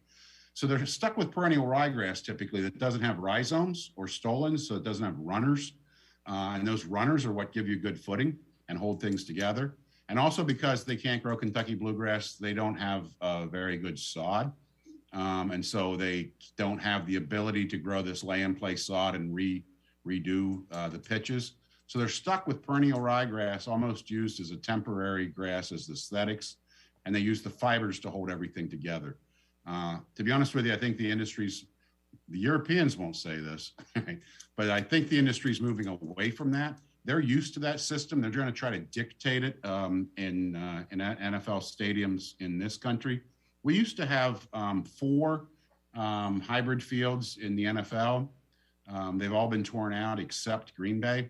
And the only reason it works there is they don't have any other events there except football. They've had 1 concert in their history, but it works there. But it was in Philadelphia, it was in Pittsburgh, it was in Denver.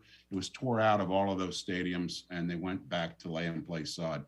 So I actually believe the smartest business move is to go to Europe and start a really high-quality sod farm, as opposed to trying to adopt hybrid turf in this country.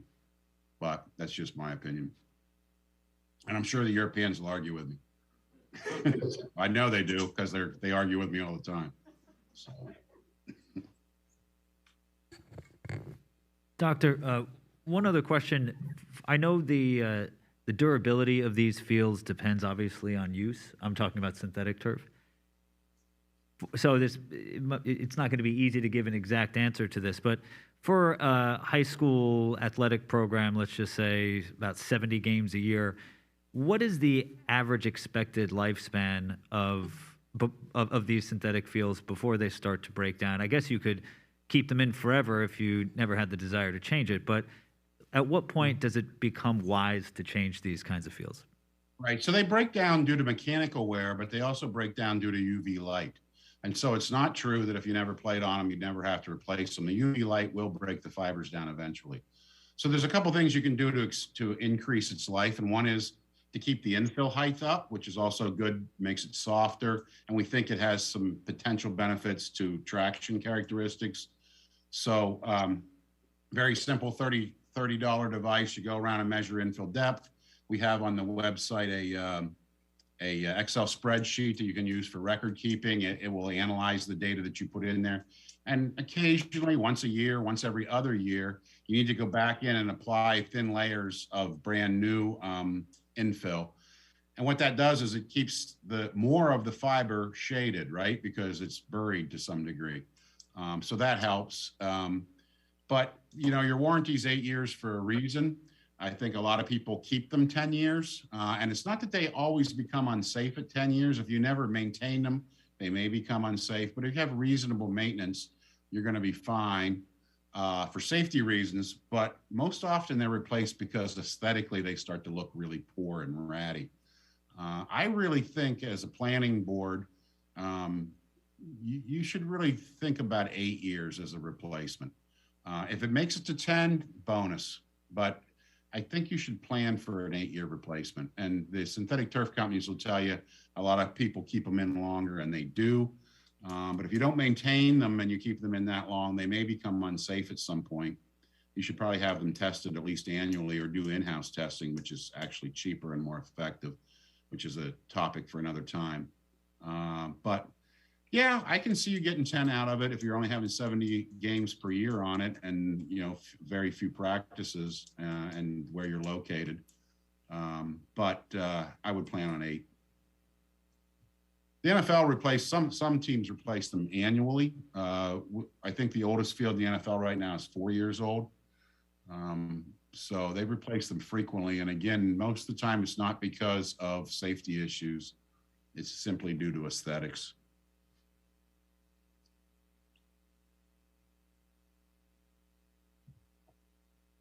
Any other questions from the board? Again, Dr. McNitt, thank you so much for taking the time to join us here in Cornwall. We really appreciate it. It's like Mr. Cregan said, going to help us make some really important decisions here for our community. So thank you again for joining us, and we hope that we can stay in touch. Thank you. And yes, you can stay in touch. I'll take some reasonable questions via email if they come up. I'm sure you'll have somebody you can filter those through and get those to me, and I'll do my best to try to answer them moving forward. It's been a pleasure. You seem like a good group, very deliberative, and I applaud that. So best of luck in your endeavors. And if I can help in the future, I'd be happy to do so. Thank you. Thank you. Thank you. Thank you.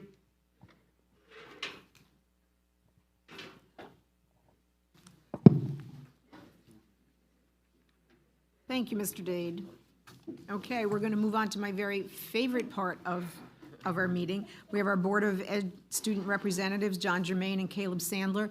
Gentlemen, I will tell you that due to the fact that this is going to be an extra long meeting tonight, that when you're done and you feel like you need to head home to do schoolwork or whatever, that's fine. Or if at any point a little down the road you need to excuse yourselves, please feel free to do that. We appreciate that, and so does our calculus homework. That's sitting. We're both in the same class. Yes, and it absolutely. is. So you can give your reports and then have a great rest of the night doing your schoolwork. Thank you.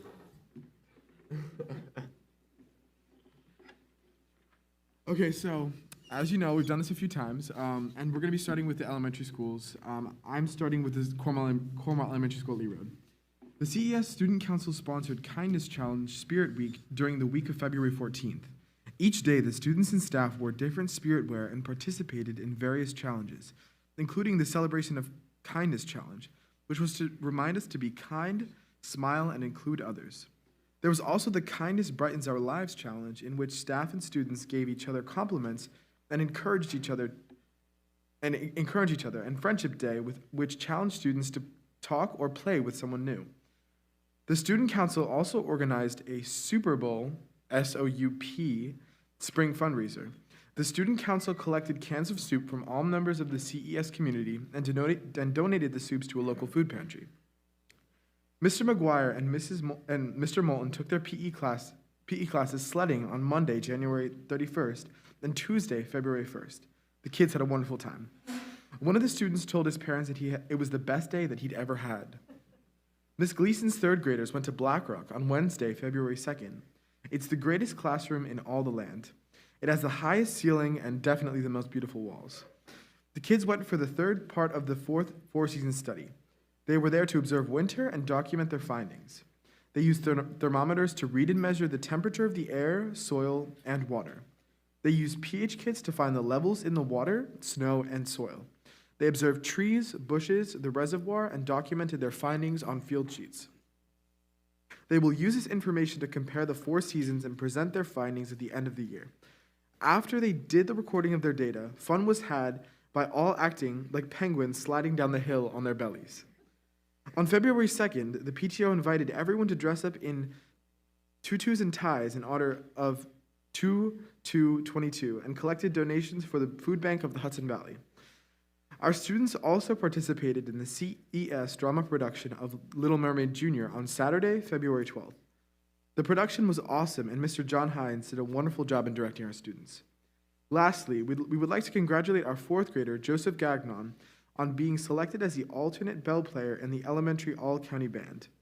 Joseph competed against students in 4th, 5th, and 6th grade all across the Orange County. All right, thank you, Caleb. And now I'll move on to the COH write-up. This year's Reading Olympics started on February 7th and ran through February 27th. Students turned in their reading log weekly for small prizes. Story time was held on February 23rd after school from 3:30 to 4:30. All the students who attended had a great time. The COH tutorial programs began on February 8th. New York State testing preparation programs will run through each exam. Programs are held during the AM hours for students in grades 3 and 4. The teachers are very excited to be able to provide extra targeted instruction to students in need. The COH celebrated Random Acts of Kindness Week from February 14th to 18th. Some theme days included Wear Red Day and Readable T-shirt Day, when students and staff wore T-shirts that said something about kindness.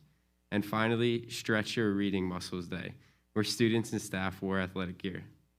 On Tuesday, March 8th, COH will be hosting our annual 4th grade instrumental recital. Students in the band and orchestra from all 3 elementary schools will be performing solos and small group songs selections for your enjoyment. The children have been working very hard and are excited to share their talents with you. We hope to see you there. On March 10th, the Student Council is scheduled to walk to the district office and visit the superintendent. Each student has prepared 2 questions for Mr. Dade, and they're looking forward to hearing his responses. Looking ahead, please come and support the COH PTO drama production of Aladdin Jr., being held on Saturday, March 26th at 1 p.m. and 5 p.m. in the auditorium. An open dress rehearsal will be held on Friday, March 25th at 6 p.m. And now on to Willow. In honor of Black History Month, 4th graders learned about college artist Romare Bearden, who heavily influenced jazz music. We discussed jazz music and instruments, and students were to research a Black jazz musician. Students are making collagraphs or collaged printing plates of that musician's instrument and making prints of it. Students will then be creating a collage using a print they made and some of the handwritten facts that they learned about their chosen musician. When the project is complete in 2 weeks, it will be on display at the district office in the boardroom. In art enrichment this month, 4th graders have been learning about different Winter Olympic events and have been having STEAM challenges each week. Students are given a box of materials and have to create that week's Olympic sporting event with their group and then compete against each other.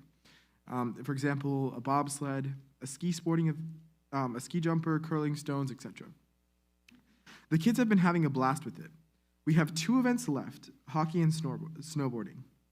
To expand on the Olympic theme, 3rd graders have been learning about the Winter Olympic sporting events and each chose a Winter Olympic sport and are creating plaster figures of an athlete doing that sport. The third grade classes went on their 2nd trip to Black Rock in February. As a follow-up to their fall trip to collect acorns, the classes hiked 2 different places in the snow. They put the collected acorns in a pile in front of a trail camera so they can record which forest creatures feast upon the acorns. Once the acorns and cameras were in place, each class hiked to the upper reservoir to learn about ice safety. As the ice was deemed safe at 7 inches thick, the students got to slip and slide on the frozen pond. After that, they got to release their inner penguins and slide down the snowy slide of the reservoir over and over. The 3rd graders had a wonderful winter field trip. Students in 3rd grade also completed a complimenting project. Each day, they came and wrote 2 meaningful compliments about each other. On Valentine's Day, the students received their compliments and created a poster board with their names in the middle, surrounded by all of their compliments. 4th grade students created and published a book titled Willow Willie Changes His Ways. It was exciting to see the students' words and illustrations in print. We also celebrated the 100th day of school with banners, music, and activities. In music news, during band rehearsals at Willow, COH, and Lee Road, Mrs. Subi and the students have been adding brief mindfulness activities to include yoga, breathing, positive mantras, and stretching. Our goal is to prepare ourselves to take a mindful minute and be present in the moment, while getting our minds and bodies ready for learning. All right, that wraps up the elementary school write-ups. Now on to the middle school. Congratulations to 7th grader Audrey Crow and 8th grader Abigail Ladley, who won the CCMS Spelling Bee in their respective grades. They will be moving on to the Orange County Spelling Bee to represent Cornwall Central Middle School. 8th grade students from CCMS attended their first high school event on February 16th.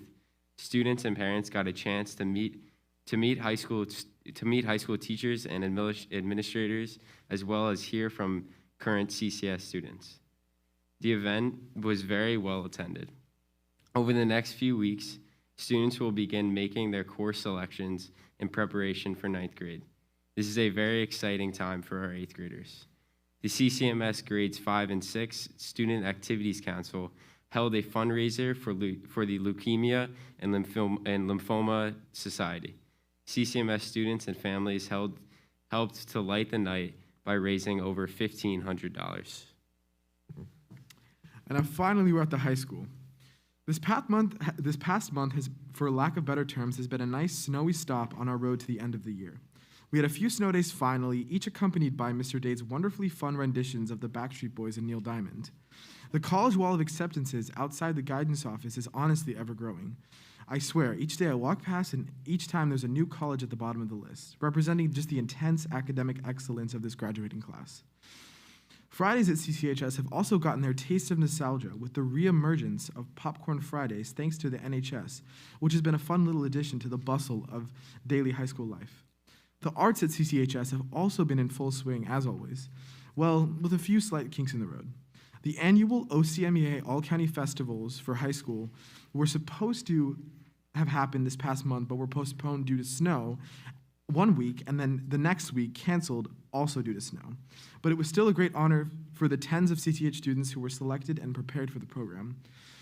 On basically any given evening at CCHS, a quick stroll through the lobby will reveal the flowing sounds of ABBA as the CCHS Drama Club works towards preparing for the spring production Mamma Mia. Overall, quite a good month in the books. And then for sports is next, as always. Yeah, so I'll wrap it up with the sports right up. So the boys basketball team finished their season off with a win over FDR. They excelled beyond everyone's expectations, and we are proud of their accomplishments. The girls basketball team continued their playoff run after beating Monticello at home.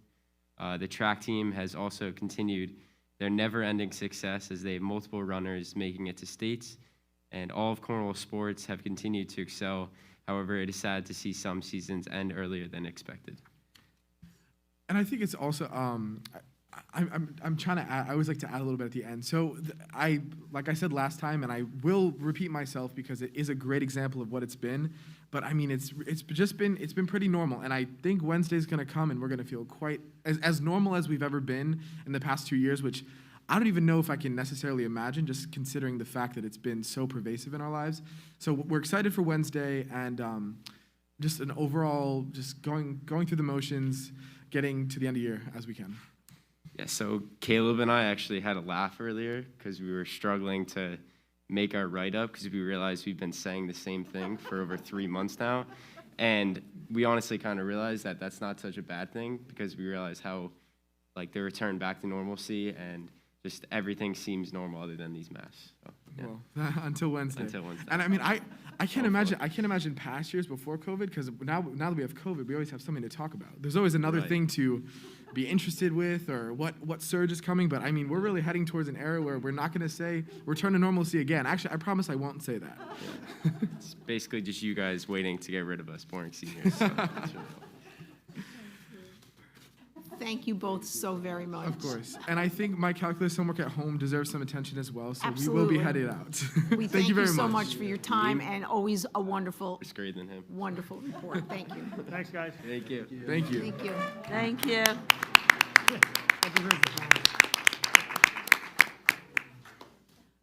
Okay, we're going to move on to superintendent's update. Just briefly, there will be a section in Mr. Sotland's budget presentation with regards to universal pre-kindergarten, so I'll save that portion of information for that time. Want to send a huge shout out to Benjamin Harrell and Emma Tolman. When we last spoke, they were semifinalists for the National Merit Scholarship, and they have just been awarded as finalists. So again, Cornwall does nothing but impress with 2 National Merit finalists from CCHS. So a testament to all of our teachers, staff in our community for their great work. So Benjamin and Emma are going to represent us well. And then in preparation for next steps, just for the board, we have our work session next on March 14th. As we tried to make clear, tonight was supposed to be informative, to provide information with regards to all things synthetic, natural, things of that nature, so the board can make a decision at our next meeting. Like I said, we can debate this thing for months, but next meeting will mark about 2 months out from budget votes. So we need to make some decisions. As hard as they might be, we need to start acting. The other thing that I would ask the board to consider is whether we move towards one proposition or two at our next meeting. So if you have any questions, if my team has asked for our recommendation or opinion, we'd be glad to offer it. But I'll reserve that for board decision and deliberation at our next work session. Again, next meeting marks about 2 months out, so time is a-ticking. Last, I'm going to turn it over to Ms. Eugenio for some updates with regards to supports for our kiddos.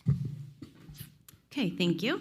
So tonight you'll see on the agenda many personnel items related to new hires for teachers, social workers, counselors, and so on. So just as a reminder, we had kind of gone over this probably like 2 months ago, but just as a review. So we identified these needs based on the faculty and community surveys, and then continued to do a student needs analysis throughout last spring and then this fall. We've continued conversations and planning on all levels to solidify our hiring needs and tweak them as we found changes that were identified throughout student progress. A big component that we noted was the need for social and emotional support to address a variety of concerns throughout our district. So you'll see more related service supports reflected in that manner. So we've hired additional counselors to support SEL and the behavioral needs to bolster the foundational executive functioning skills of our students that were missed with all the time that they spent at home. I'm going to talk a little bit about the positions that we hired and the skills that they'll be focusing on. I'll talk about when we do the tutorial piece, but tonight you'll see that we've hired early intervention teachers on our elementary level. We've hired grade 2, 3, and 4 teachers on the elementary level. And then we've hired a math teacher for intervention and math lab support at the high school, and a science teacher for intervention and science lab support at the high school. Again, all reflective of conversations ongoing within our district and just what we're seeing, what our kids are really needing, the support that we have to give to them.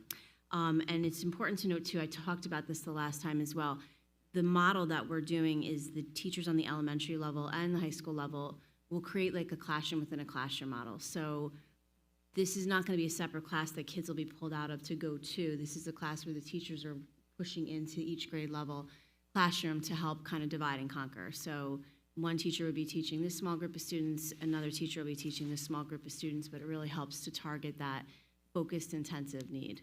And then in addition, on the elementary level, we've hired a counselor for SEL K-12. So this person specifically will deal with all of our SEL programs under the guidance of Mr. DeBold. We've hired a counselor at the middle school. We've seen a significant increase in our needs there. Middle school is always the middle years, that's what they're called, right? And they say they go through as much change in the middle school years from 5th grade to 8th grade as they do in their developmental years from birth to being through the toddler years. So it's huge, but without those foundational ties, I attended a behavior intervention meeting last week at the middle school, and it's apparent the needs are significant. So we're gonna get to work with that. We have a great new counselor that'll focus on our 5th grade, so that'll allow us to have a counselor designated to each grade level now at the middle school. We've hired a counselor for here at Cornwall Elementary School. What you may not know is that here at Cornwall Elementary, we have 1 social worker. At Willow, we have 1 social worker, and at COH, we have 1 social worker. So we're definitely lower in the number here at CES. The social workers work on a mandated need, so they have an assigned caseload of students who have it in their IEPs or 504. This person will help support that push-in support that is reflected in the other 2 buildings. And then certainly if needed, because they're a counselor, they could help support the other buildings, but this will be their primary home. And then also we have a social worker that'll be split between the middle school and the high school to support those needs.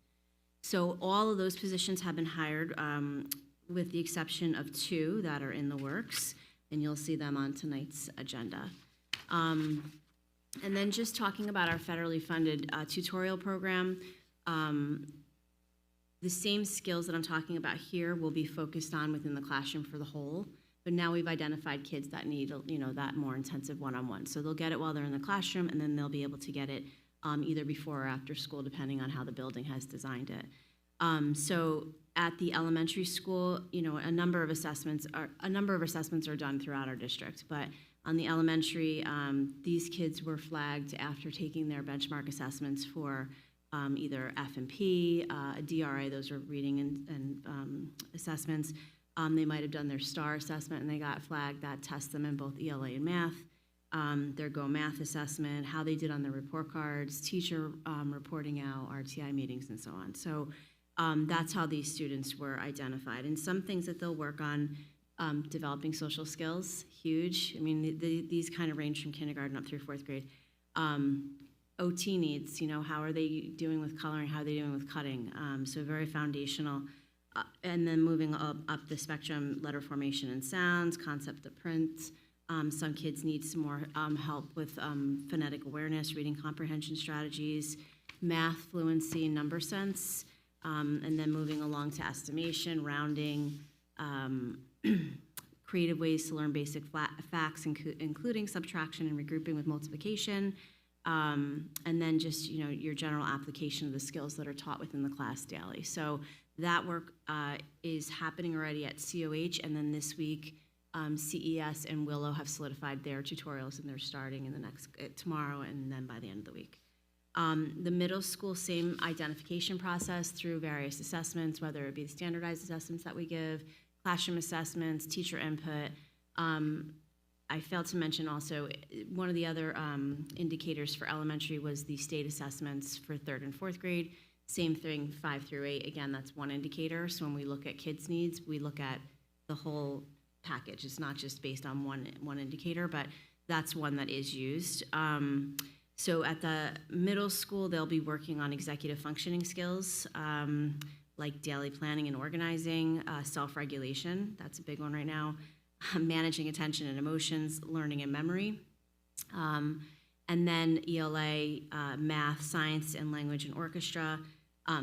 Language and music. They'll be working for ELA, sentence structure, writing grammar, time management, grade level topics in math from skills through students who are taking algebra in 8th grade regions, science, same things, basic skills topics to bio, language, the Spanish 1 regions and French 1 regions, and then we've included on the secondary level a component for music where kids are going to be offered services for orchestra and band instrumental recovery, because that's a huge need. I mean, they missed that time, that one-on-one exposure. And then again in the high school, same type of identification, various assessments, how they did on their regions, and unit assessments, grade levels. We're already finished the second quarter, so we're in our second quarter, so the benchmarks to that point, I'm like, wow, the time's rushing by. So we'll offer tutorials for English 9-12, Global 1 and 2, U.S. History, Algebra 1 and 2, Geometry, Earth Science, Spanish 1, 2, 3, Spanish 4, SUNY Spanish, Special Education. It's important to note the way they built it at the high school is they did a 90-minute block for students who have an IEP versus the 45-minute block for non-IEP students. Art, music, same type of thing I spoke of previous, and physical education. So in total, we have worked out a program for closing the gaps to tutorial hours of 2,500 hours total.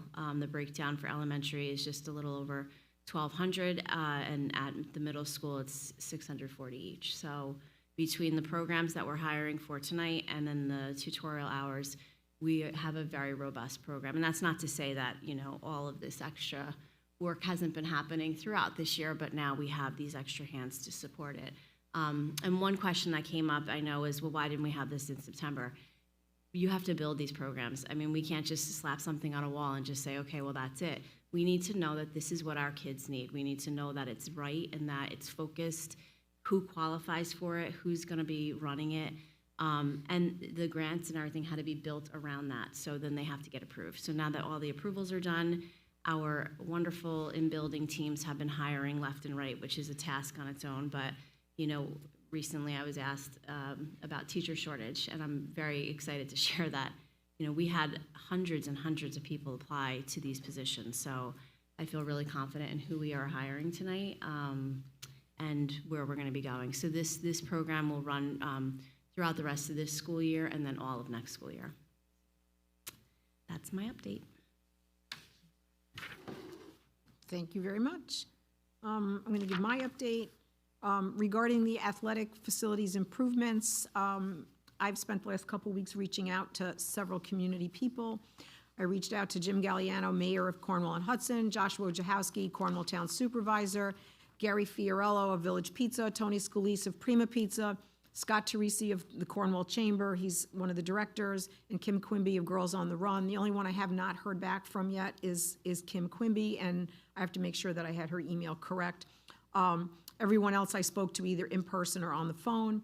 The message, whether in person or on the phone or email, was the same. I felt it important to share the numbers impacted, that our high school athletes, CCSD students, would benefit from the improvements this round at the high school. With about 467 athletes, our own students from 19 teams would benefit from improvements this round at the high school. Multiple sports and multiple teams, our school district students would benefit. At the middle school, the only student athletes that would benefit are the football teams, about 78 students, as the footprint of the field at the middle school only allows for regulation football and no other sports. As far as the impact on local businesses, the two I spoke to felt it possibly might impact them. However, I did mention the plan for mobile concession and the opportunity to be part of that if possible, and there was some interest in that possibility, and it also doesn't preclude the district from somehow offering incentives and encouraging the community to continue to patronize food establishments on their way to the games. The message also was that we are no way forsaking the other groups that use the middle school, and that our facilities plan a few years out would also include upgrades at the middle school as well. Today, when I spoke with Scott Teresi from the Cornwall Chamber, we had a very excellent conversation as well about how to possibly reach out to a lot of other businesses that might be impacted and to help them, and different ideas. And so it was so good to speak to all of these people. And again, Kim Quimby, I need to follow up and make sure I had the correct email on that. But just wanted to make sure that the message that we would benefit so many student athletes was out there in the decision to do the improvements at the high school. The other thing that I took part of the last couple of weeks was Orange County School Boards Association hosted Zoom meetings with both Senator James Skoufis and Assemblyman Colin Schmidt. The one with Senator Skoufis was February 10th, and Assemblyman Schmidt was on February 18th. Many schools from the county were represented. There's dialogue about several concerns with Senator Skoufis: budget and funding for schools, foundation aid stability, the tax cap, eliminating the BOCES salary tax cap, which at $30,000 is 30 years old and outdated. Definitely the need for mental health resources. There was a lot of talk about the mask mandate, which we know at this point, thankfully, will be in the past. He understands the frustration, this was from Senator Skoufis, with the mask mandate, and he expected that the first week in March that the mandate would be reduced or repealed, maybe based on community rates. He implores people to wait the 3 weeks, and we should explode if nothing changes, but we're happy with the change that came through, and urged a couple more weeks of patience. Again, that was more towards the beginning of February. Monroe Woodbury emphasized the need for a definite date. When asked about vaccines, James stated he's very pro-vaccine and very proud of the fact that he led the charge at getting rid of the religious exemption, but believes we should not mandate the COVID vaccine because he felt many children will be pulled from schools and thus hurt the schools financially. Other district reps added that we needed greater resources for security, continue with the aid to help with school lunches, and James said that the lunch programs might be taken over by New York State Ag and Markets, and concerns were voiced by districts over the lack of pediatric mental health resources locally. With Assemblyman Schmidt, the main focus was funding, prioritize school funding, modernize the aid formula, adjust aid, increase the BOCES salary tax cap, so a lot of the same messages with both of our representatives. Increase fund balance allowed and provide flexibility, prohibit a negative tax cap, include pilot reforms, The IDA problems hurt Minnesink personally, the Minnesink School District, with a lot of loss of revenue, provide flexibility for instructional days and what constitute an instructional day. And the Assemblyman Schmidt said bringing companies in is a good thing, but we need better calculations into the tax cap. And Colin said he would call Steve Newhouse to discuss it as it's a county issue. The masks were brought up. And Colin pointed out that we don't want more restrictive measures to replace the mask. He says we need full normalization in every aspect of the learning experience, and amendments have been introduced in the Senate and the state. Unfunded and outdated mandates were brought up. Colin said there is a bill to freeze unfunded mandates, and he ended by saying that he will continue to stress all these important points. And that was these were just very interesting. It was legislative in lieu of traveling up to Albany, which had been done in the past. The county organized this for us to meet with the representatives, and all the local school districts were invited to take part, their boards of ed. So, and that is it. Moving on to the consent agenda.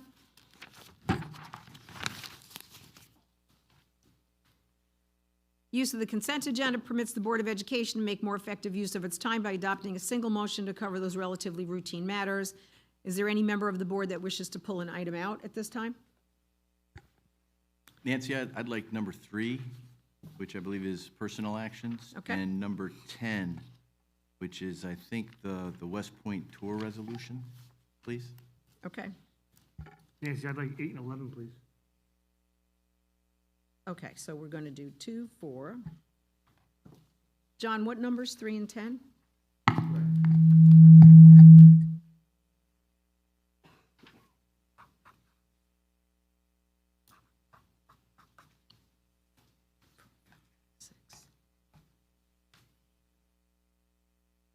Okay, so we have 2, 4, 5, 6, 7, and 9. Do I have a motion? So moved. Second? Second. All in favor? Aye. Opposed? Abstentions? Motion carried on those items. So 2, 4, 5, 6, 7, and 9. Move on to item number 3, personnel. Resolved upon the recommendation of the Superintendent of Schools, the Board of Education does hereby accept the following personnel actions. I'll take the rest as per document. Do I have a motion? And a second? Second. Discussion? John? Yeah, thank you, Nancy. And thank you, Megan, for giving a...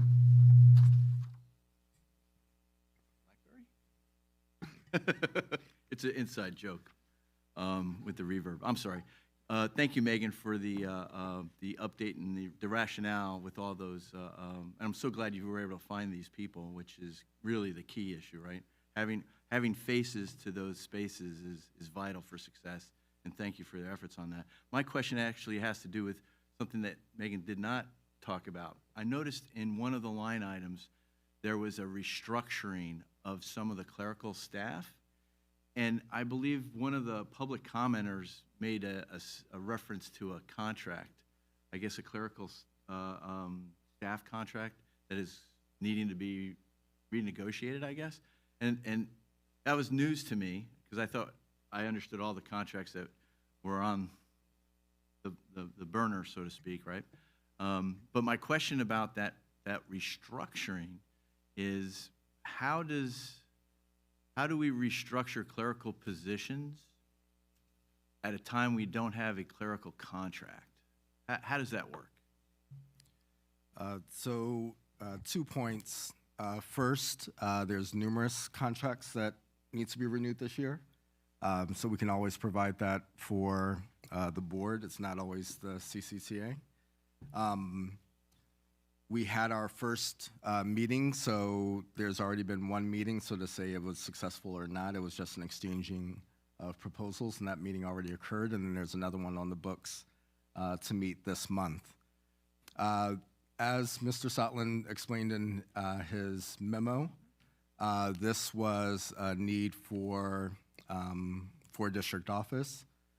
These 2 positions would not necessarily be within the clerical contract, much like my assistant is outside of the clerical contract. So there's those that are in and those that are out. So this does not have any impact on clerical negotiations. We could have done this back in October in advance of negotiations. So again, it's, as Mr. Sotland explained, a need for district office based on evolving times, the need to cross-train, the need to make sure that our office has what it needs. But Mr. Sotland, I don't know if you have anything to add. The only thing I wanted to add was, we oftentimes, most recently, we hear that people are saying this unit or that unit or this group does not have a contract. Everybody has a contract. It may be expired, and in that case, under the Taylor law, the previous contract still remains in effect. So it's just not updated. Yeah, understood. That's a Okay. distinction without really a difference, right? It's expired, and the rules are that in New York State, at least, the previous contract prevails. Correct. But getting down to the, I guess, the dollar impact of this, if this goes into effect like immediate, which is what I understand it to be, are those positions and the costs associated with them been budgeted this year? Yes. They'll be reflective in here, and the changes No, are no, minor. for this year, not the budget that you're Oh, going no. to talk about. Right. Right? I'm talking about this year, because my understanding is that these positions happen this year. These positions most likely will happen this year. Right, so has it been budgeted, and is it net effect zero in terms of creating these positions?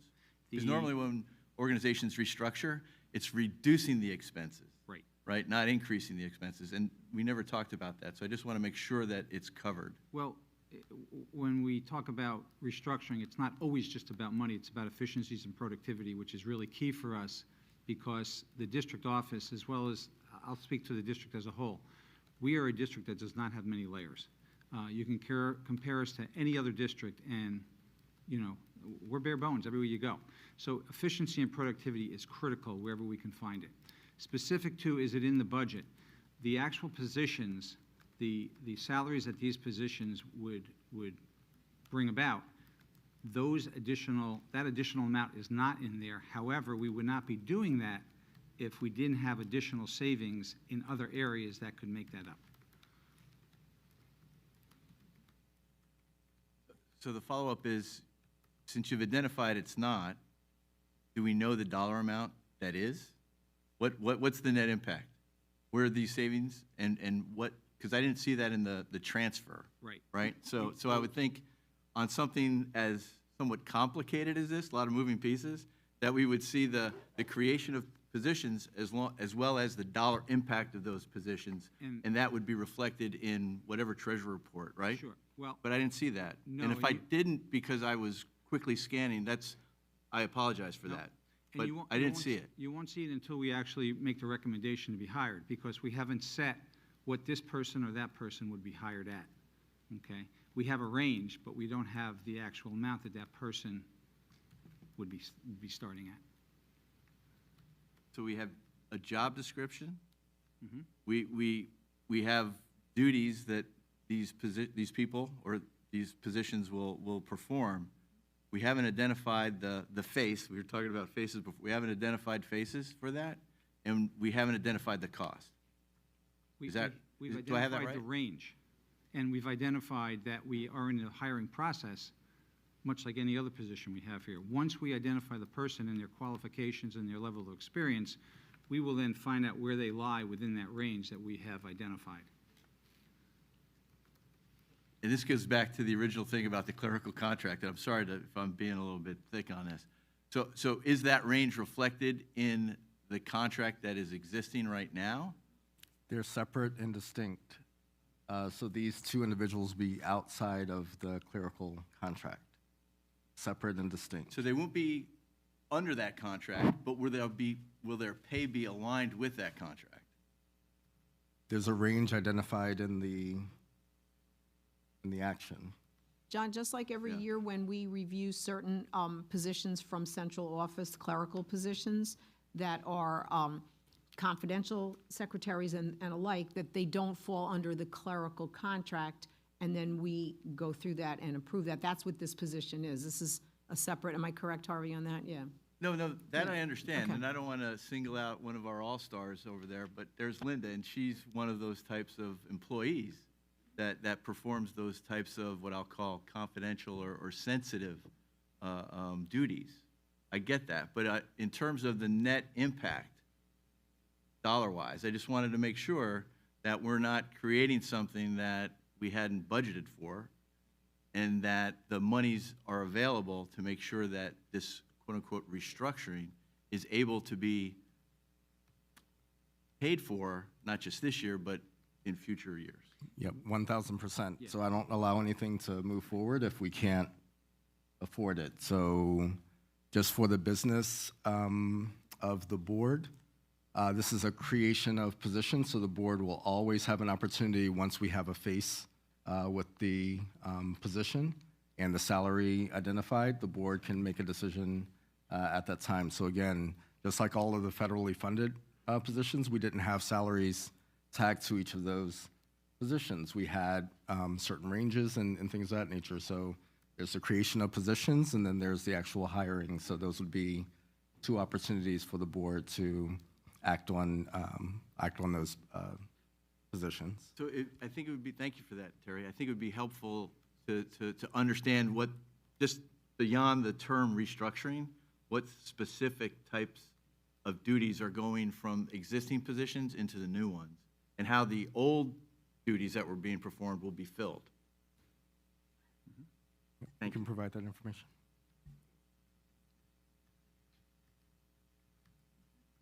All right, any other discussion? All in favor? Aye. Aye. Opposed? Abstentions? Motion carried. Number 8, obsolete equipment. Resolved upon the recommendation of the superintendent of schools, the Board of Education does hereby accept the attached document of obsolete equipment from the Technology Department. Do I have a motion? So moved. And a second? Second. Discussion? Yeah, ever so briefly, I'm noticing a lot of technology being disposed of, which is probably a good thing. We're in with the new, out with the old. It just, the disposal process, physically, how do they throw them out? Is there a company that like recycles them? And I'm certain a Chromebook doesn't have a sensitive hard drive, but if there's any, sensitive information on any of these devices, I mean, how do they get? Yeah, it's a good question. We do work with a couple companies that deal with the disposition of it. They use the various metals and so forth inside it, so they recycle it. Specific to the one that you see here, these UPCs, these actually have a residual value to somebody, not to us. So we are going to use, as we have in the past, we use an online auction service and try to get some money back from them. Great. Any other?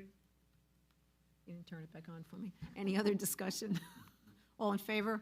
Aye. Opposed? Abstentions? Motion carried. Number 10, West Point Tours 1-year extension resolution. Resolved upon the recommendation of the superintendent of schools that the Board of Education does hereby extend the current transportation contract. And I'll take the rest as per document. Do I have a motion? So moved. And a second? Second. Quick question? Discussion. Yeah. Curious, what? He took it. He took it. Quick, don't do this, I can't remember that. Okay. What happens if, I'm sorry, Harvey, I should be looking there. What happens, let's say, if they have a problem with hiring, which a lot of places are, and they can't provide busing? I mean, this has happened already, where they can't provide busing to us one day, as in this whole week. I know it happened in Pennsylvania where an entire week parents had to drive their kids to school, or the kids didn't go to school. Right. So this is one of the absolute blessings for our district. If anyone pays any attention to just Orange County, this county was a mess in some districts with regards to continuity of transportation services. There were districts literally putting out bonuses. It was Hunger Games for a little bit. We were trying to protect our drivers because there were so many bonus opportunities out there. It was really, really a scary time for districts. I didn't say enough in my update to the board, but the fact that I asked Harvey this must have been 5 different times. Are you sure we're good? Because something would hit the news and was like, are we good? But this company has just, they're forward thinking. They take care of their employees.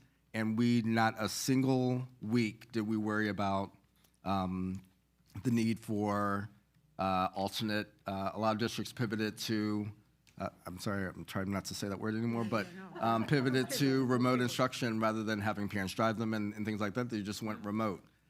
So we did have some conversations with West Point Tours that Harvey can talk about what if and what are they doing, but this is why I just want this to go through tonight, because we were extremely, extremely blessed in this district to have 2 years through this pandemic of where we just did not worry about, I didn't even send a warning out to parents this year that it could happen because we were so solid with West Point Tours. But Harvey, I don't know if you have anything to add with regards to what they did, what our plans would be. Harvey's just great at follow-up, asking the questions, follow-up, where are we, and going from there. I guess my only question is, yes, everything is based on just getting them there, getting our kids to school. But what if they couldn't for a week? Is there money that would come back to us if they can't perform as part of the contract? How does that work? Yes, we pay, for instance, if there's a particular route that doesn't occur during the course of a week, we don't pay for that route for that good. week. That's the Yeah. answer. That's all I wanted to hear. Thank you. I just want them to perform, but I want to make sure we're not paying for nothing. Right. John? So for Terry or Harvey, we've had a long relationship with West Point Tours. It's served both parties very well. Terry explained, I think, very quickly just how lucky and fortunate we are as a district with that relationship. They're facing very tough times. Fuel costs have increased more than CPI has, and they're absorbing some of those additional costs without passing that necessarily on to us. I guess my question, though, goes to this use of the May CPI. Is there a cap associated with that? So if we were to get a misprint on that, and New York State, I guess, is the ultimate calculator for that statistic, as I understand it. But if there was some 30% increase for that month, I'm not sure what the calculus is behind it. Do we have a cap, or are we subject to such a print? We're subject to there is no cap. We're subject to CPI. Is there thoughts and discussions amongst you and others, Harvey, to find a way to possibly limit that expense if CPI were to print, say, it's probably going to be 7.5%, right? But my fear is if it were to go, double digit to like double digit, right? And that's real money, given the actual nature of the contract, right? Right. So basically, in accordance with state regulations, in order for us to modify anything other than just going with CPI, it would require us to go out to bid. Okay? You can't negotiate CPI. It's CPI or you go out to bid. Now, what I can tell you is that, and it's been in the papers somewhat with respect to Teresa's questions about many districts have had problems with their transportation providers. As I indicated in my memo to the board, those districts that are dealing with a bid situation are getting hammered. Hammered. So CPI is a blessing. Whatever CPI is, I can tell you that, no, I'm telling you, they're getting hit with close to 20% increases, okay? CPI, I don't see us going to 20%. So never say never, Harvey. I'm not going to tempt fate, but my question really is about if we don't have a cap, right, we should really consider the next time we go to negotiate a contract, and if that's the indice that we're using, to put some type of cap, year-over-year cap, so not to exceed a value, because you know what? With what's going on in Ukraine, if that escalates and goes beyond Ukraine into NATO, guess what? Gas is going up a lot higher, and the diesel cost for CPI is going to cause that number to go 20 to 30%, and we'll be in the same boat as those other school districts. So to improve the language associated with the contract, I would highly recommend working on language that doesn't subject yourself to an indice that you can't control, but you can control how much of that exposure to that indice year over year you would be subject to. And that's my only point. Sure. We don't need to talk about it anymore because it's Okay. getting late in the night. But please consider that, and hopefully, next time we start working this issue about getting the contract right, we can address that. And remember, this is a board, it's not just Harvey, so, it's a board decision on contracts and things of that nature. It is, and I would strongly recommend that you and your staff come up with a really good recommendation on what that language would look like going forward. Absolutely, Thanks. and you could help. Yes, to CPI, it says at an increase not to exceed the May CPI. That doesn't Correct. mean at an increase that is tied to the May CPI. So, I mean, that may be the practice when the CPI is incremental, but in a world where CPI jumped 50%, it seems to me that we are not obligated to pay that. There would still be, it would perhaps be up to the discretion of the vendor, in this case, West Point Tours, but I think there already is language there that mitigates the increase you're talking about.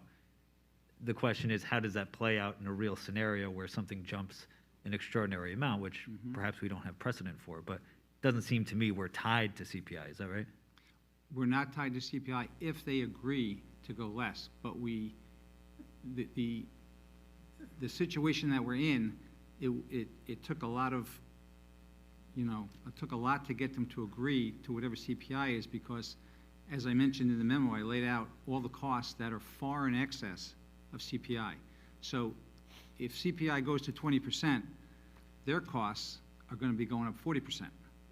Okay, so we're still in front of it, which is good. So Brendan, just to your point, I believe we actually, year over year, did pay CPI for Not- May. Not year over year, just last year. Last year's. Right. So what we're paying this year was last year's CPI. Right. I'm not arguing that that's how it's worked in practice. You're saying there should be language in there that allows us some wiggle room with CPI, and my argument is that language already is in there. It says an increase not to exceed May CPI. To the narrow point of whether we are tied to CPI, we are not. The vendor's cost to us, or the vendor's charge to us, he's limited to CPI. He could do less, but if he says, I want you to pay CPI, that's what we're paying. So Well, there's not no legally, language that not gives us an legally. out for anything less. No, sure. Harvey said, then you can negotiate. You're not legally, what you're arguing is that the vendor now has the opportunity, no matter what CPI is, saying that's what the final number is. And that's not the case. It's not to exceed CPI. If they come out with, if CPI were to jump an extraordinary amount, and they said, you have to pay it, that's in the contract, we could say, no, we will either negotiate you lower or we'll go out to bid. I mean, there's never, what you're asking for them is to artificially cap their number, and I would never do that if I were them, because you don't know what the environment is going to be like. So, I mean, in a world of uncertainties, this might be the best that we can get, I think. Yeah, they're essentially giving us a concession, based on the environment out there. Okay, any other discussion? All in favor? Aye. Aye. Opposed? Abstentions? Motion carried. Sorry. Number 11, approval of the 2022-2023 student calendar. Resolved upon the recommendation of the Superintendent of Schools, the Board of Education does hereby approve the 2022-2023 student calendar. Do I have a motion? A second? Second. Discussion? Another ever so briefly. Terry, just so we all understand the background of this, we see the calendar, and it certainly means something to everyone here, especially those who have, children in the district. Teresa doesn't have young ones in the district anymore. It may not mean so much to her as to when the breaks are or something, But how does that calendar come about? How do those dates get agreed upon and to be presented? So there's a calendar committee that is formed with members of the teaching staff and other administrators and things of that nature that really come together. I put forward to that committee a few options.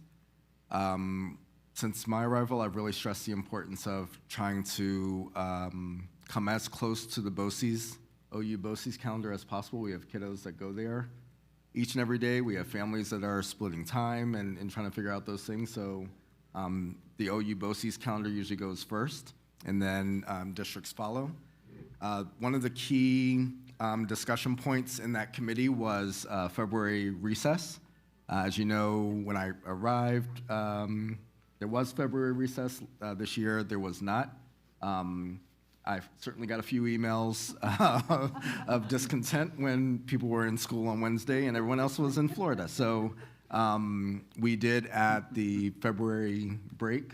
That always comes with some cost, like people enjoy the long weekends and things of that nature. So one of the key pieces that I think is important for our community to know and our board to know is that I reduced the number of snow days that we usually allot. Typically, it's 7 in Cornwall. I think it's last 2 years it was 6, so 186 kind of calendar days. I reduced it to 185, just kind of with the understanding that we're now in this era of we could possibly turn quickly, not pivot, to remote instruction should we exceed our number of snow days. So that adds another opportunity for us to put some days on the calendar.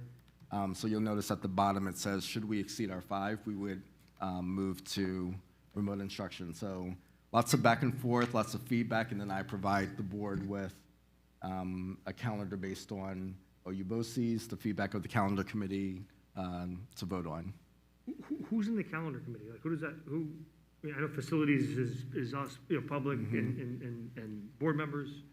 Just internal staff. So every building is represented, and then the administrators send a representative as well. I think one of the positives I noticed by going to remote, almost said it, going to remote, is that you're not reducing a vacation time someplace.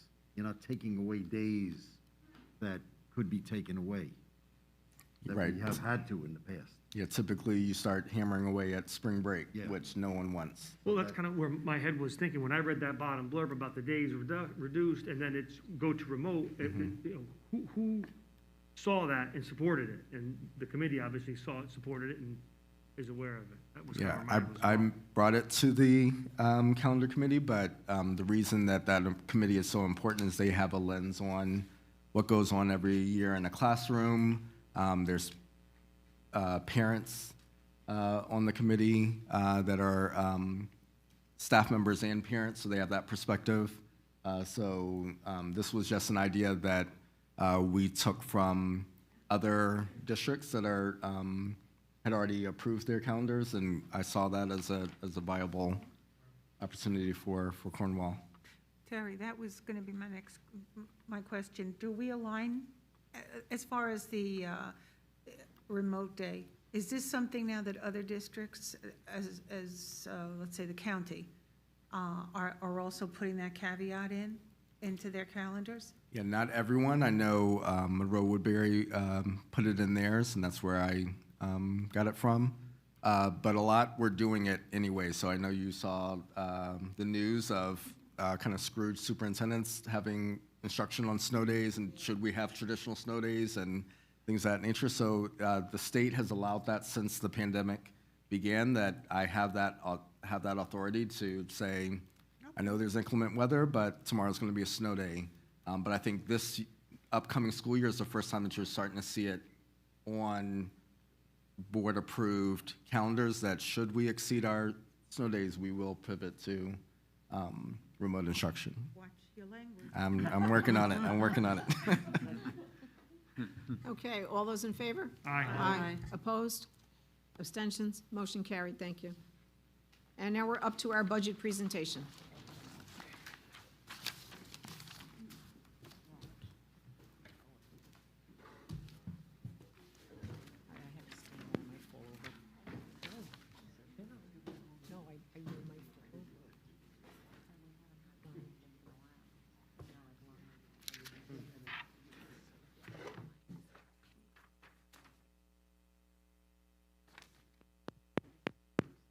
Oh, here we go. Can you hear me? Okay.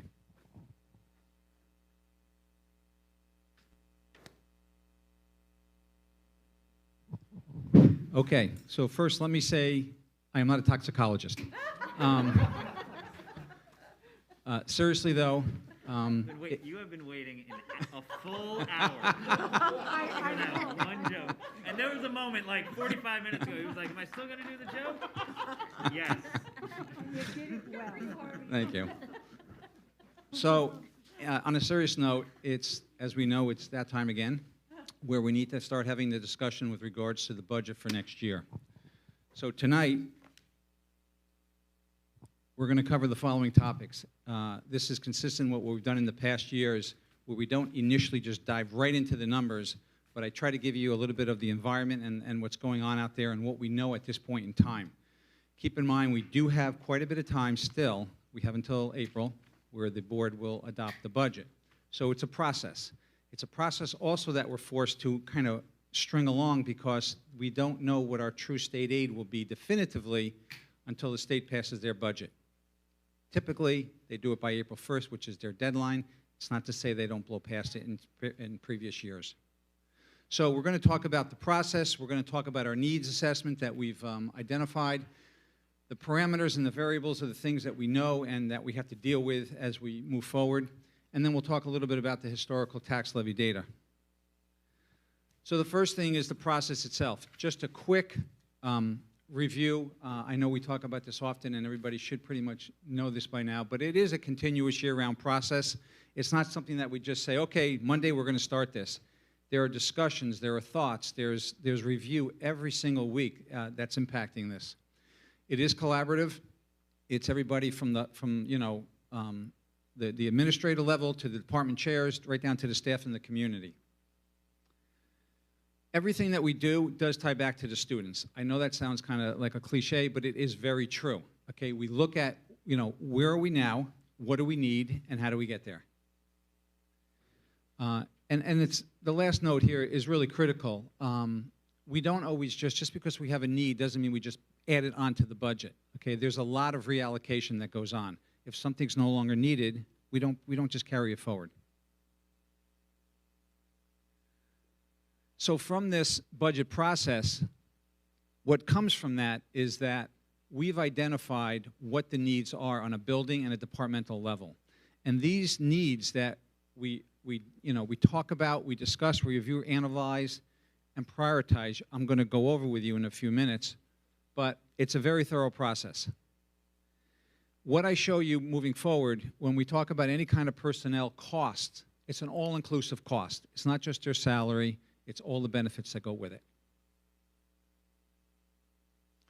So we're going to first start with PPS, Pupil Personnel Services, and they have a significant need for a 0.5 FTE, which is a half-time occupational therapist.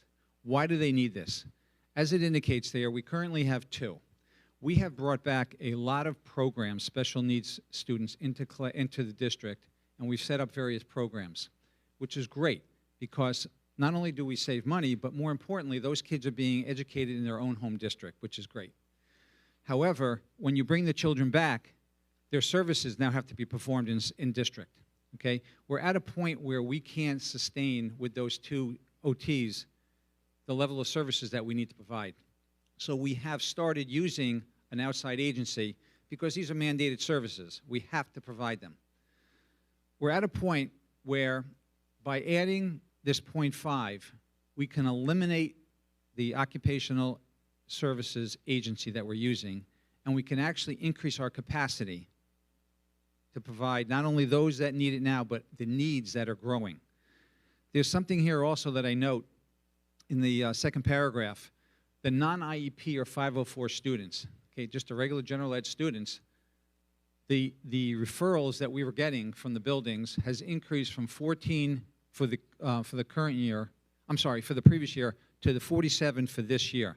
And what this really means is this could just be a student who needs some kind of an evaluation and some assistance on an OT level.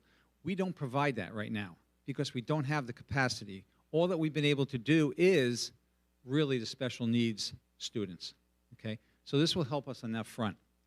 This cost that you see here, this is net of the cost that we're paying out to the outside agency, which is approximately $36,000. So when we remove that, it's really just an additional cost of almost another $36,000, okay? Next, we have a district-wide need, and this speaks toward the universal pre-K program. I've got a bunch of comments here. I'm going to turn this over to Terry to head this conversation up. So we began this conversation last year. If you recall, we were kind of towards the tail end of the budget process, and then the governor dropped a gift in our laps to say, hey, why don't you run UPK next year with about a month and a half lead time. So we realized, we did our homework. We brought it to the board. We met with the directors of area preschools and the like. Some of the pieces that we want to underscore is, one, there's not one person in the room that wouldn't value the district offering UPK. At the same time, Harvey and I have to make sure that you understand all of the nuances. So Mr. Evans spoke earlier, and he kind of beat me to where I would love the district to go. And right now, there's no instructional space to be able to hold a UPK program in the district. Think about our incoming kindergarten classes. We have approximately 9 to 10 kindergarten classes every single year in the district. Multiply that out by 15 to 20 kiddos. You're tripling the demand with our allocated options, which by the state is 60 seats. So we definitely do not have that space. I do believe if we're going to have a serious conversation about this, we need to think long-term about how would we support a UPK in-house with our curriculum, with our supervision, with our culture building of this is how we do things in Cornwall. But we're just not there yet. So instructional space is one key piece. The funding is really important to understand. So 60 seats, the allocation provided by the state is approximately $330K, which comes out to about $5,500 per student. When we met with each director, imagine the monthly tuition costs. So I'm paying that now. This $5,500 would not cover the 10 months of tuition for my little guy. So what the funding says is that you can't offer partial. You can't say, oh, well, we'll cover the difference in that tuition amount. It's as a district, you're paying for all of the tuition costs for a kiddo. So we would pick up the additional, the delta, which is what Harvey has up on the screen, which would be about $240K per year, utilizing outside agencies. Level of interest, something really tricky here for year one is should the board adopt this moving forward. Like I said, my little guy's already got a slot. So as you all know, with kids, you're doing this research and application back in December, January, maybe February. Families already know what they're looking to do for their 4-year-olds for next year. When speaking with the state, a lottery is a lottery. You can't say, we're only going to do a lottery for those who did not have a placement in a pre-K, nor could we say we're going to do a lottery just for those that have a slot. You do a pure lottery, say we have 180 to 200, every one of those families would be available to the lottery. So let's just paint one picture. Let's say 30 of those families win the lottery and they have slots in existing UPK agencies. The other 30 do not have slots. We would have to figure out with the existing organizations, do you have an additional 30 seats to pick up the families that won the lottery to make sure that they get placed? Or are we going to say we're only funding the 30 who have already slots in our... So I could go on, but this is why we're trying to explain the nuances of what's happening. So again, long-term, I think this is something we absolutely have to do. It is doable short-term as well. It's just the board has to know, and the community really needs to understand kind of the nuances there.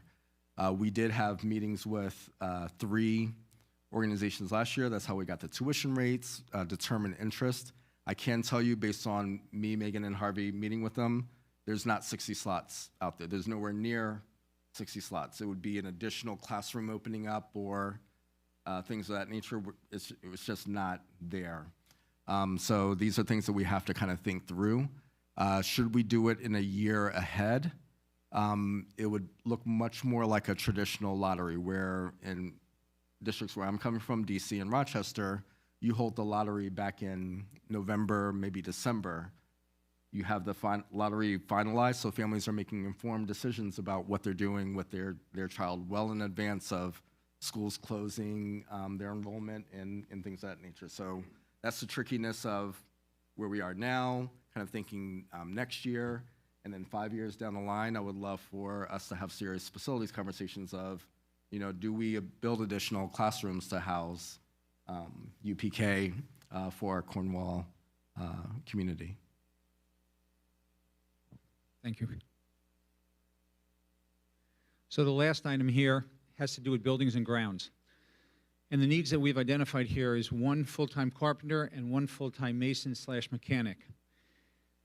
Now, if you remember from last year, one of the things we did was we were able to add to the buildings and grounds staff, I believe it was 3 full-time positions that were more custodial worker positions, okay? And that was a tremendous help to Walter, and it still is.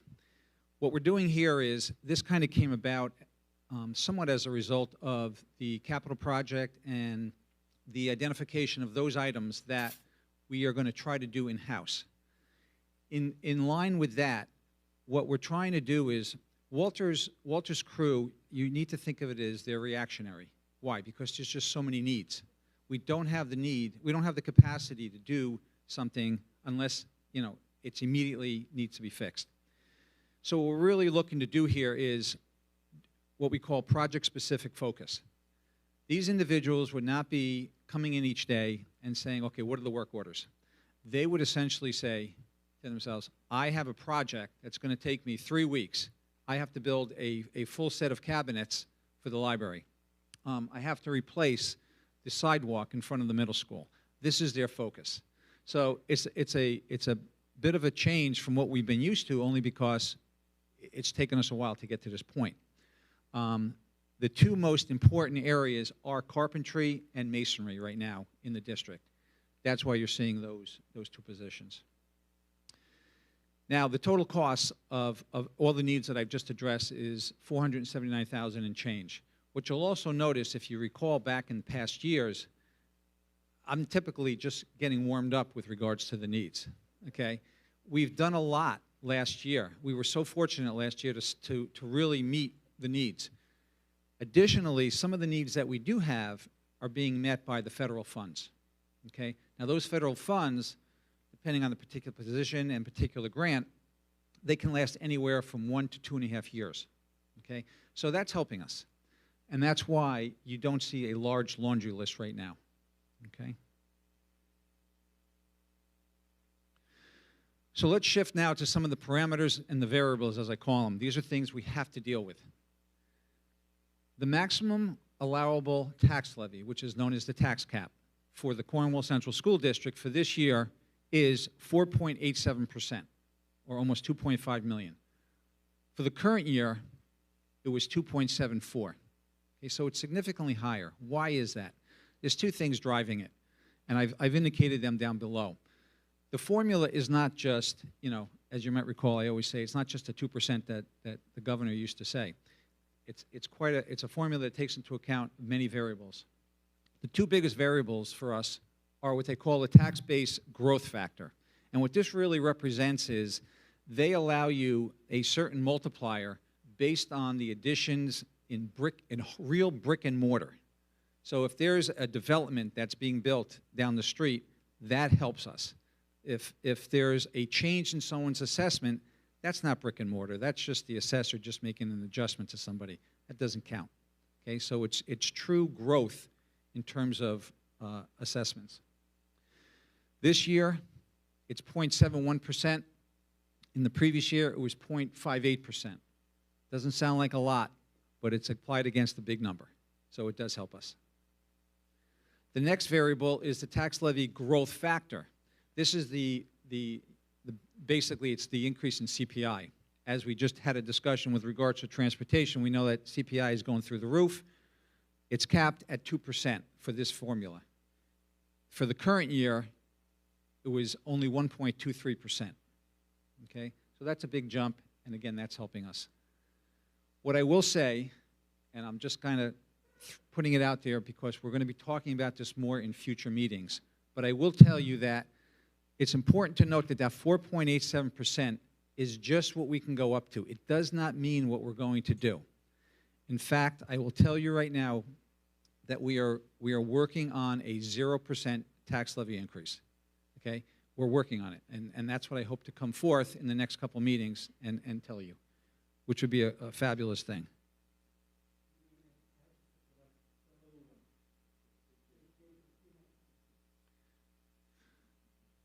So the next two variables I want to talk about are revenue and expenditures, which really are the two big pieces of the budget.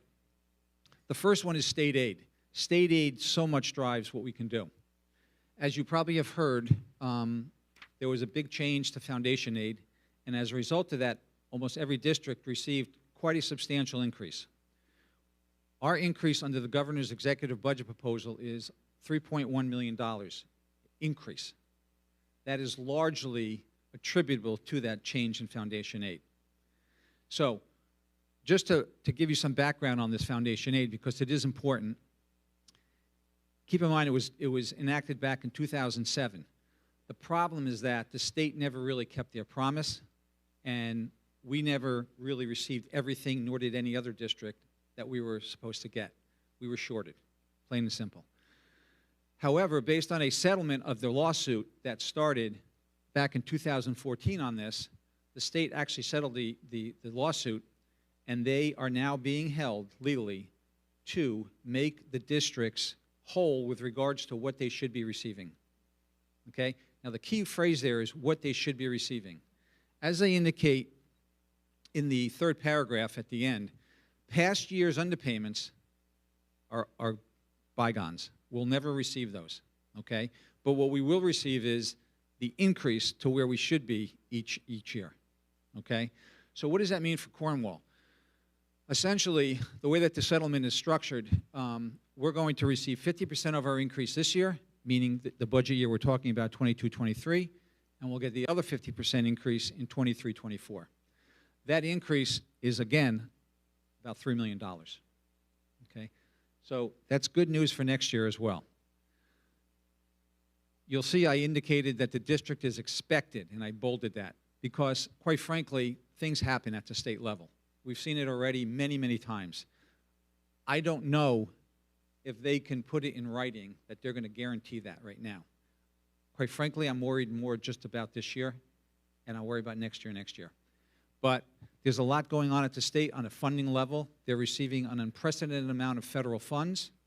As we know, there's a great exodus out of the state, so the income tax base is being eroded. So time will tell how reliable that full 50% is.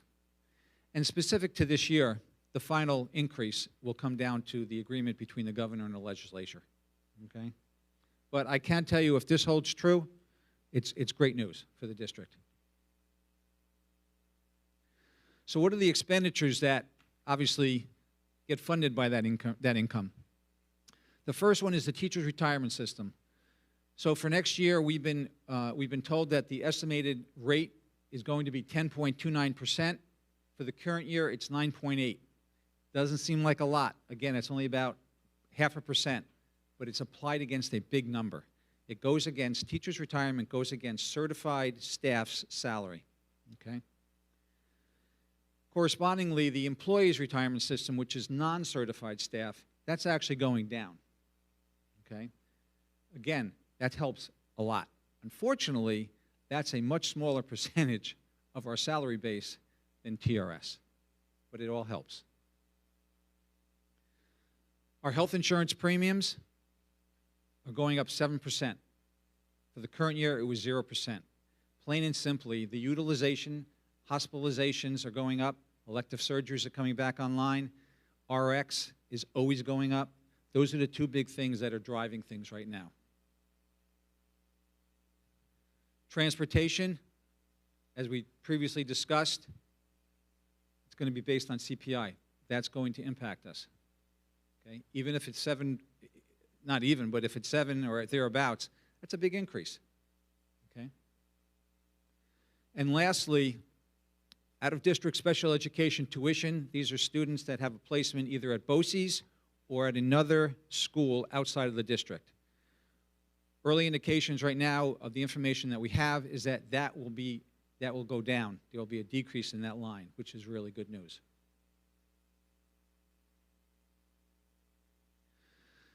Lastly, I just want to give a historical picture with regards to where we've been over the last 8 years. The tax levy for the current year is 1.79%. Historically, the average is under 2%, 1.95. You can see what the maximum allowable amount is to the right. So we've been under that, which is good.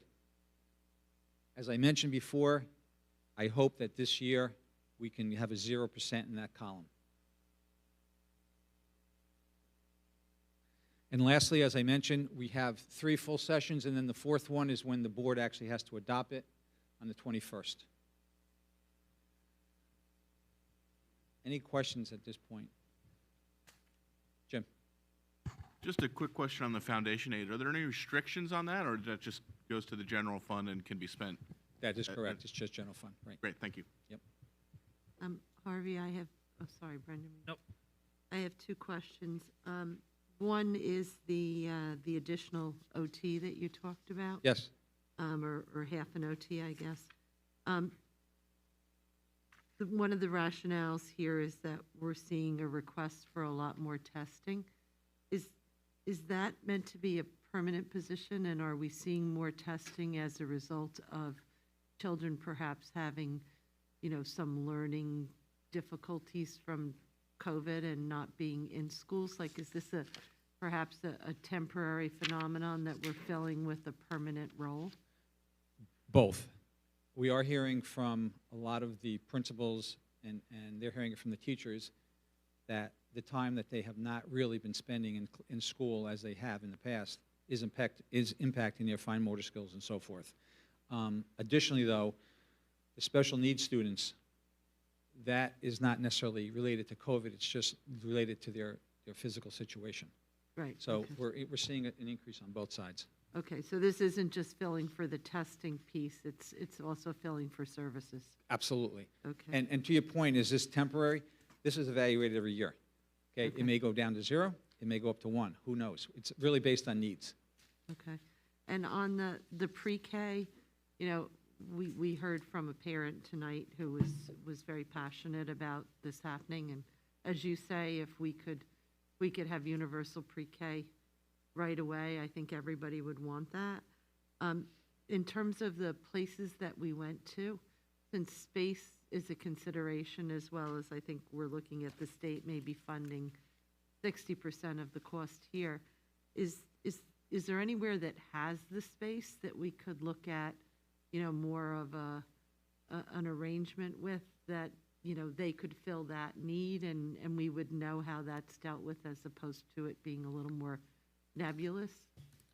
Yeah, there's a few pieces. We definitely reached out to Cornwall proper, just, the facilities that we know of, that we know our families go to. One just wouldn't meet the regulations from NYSID with regards to what a program has to have, safety pieces and things of that nature.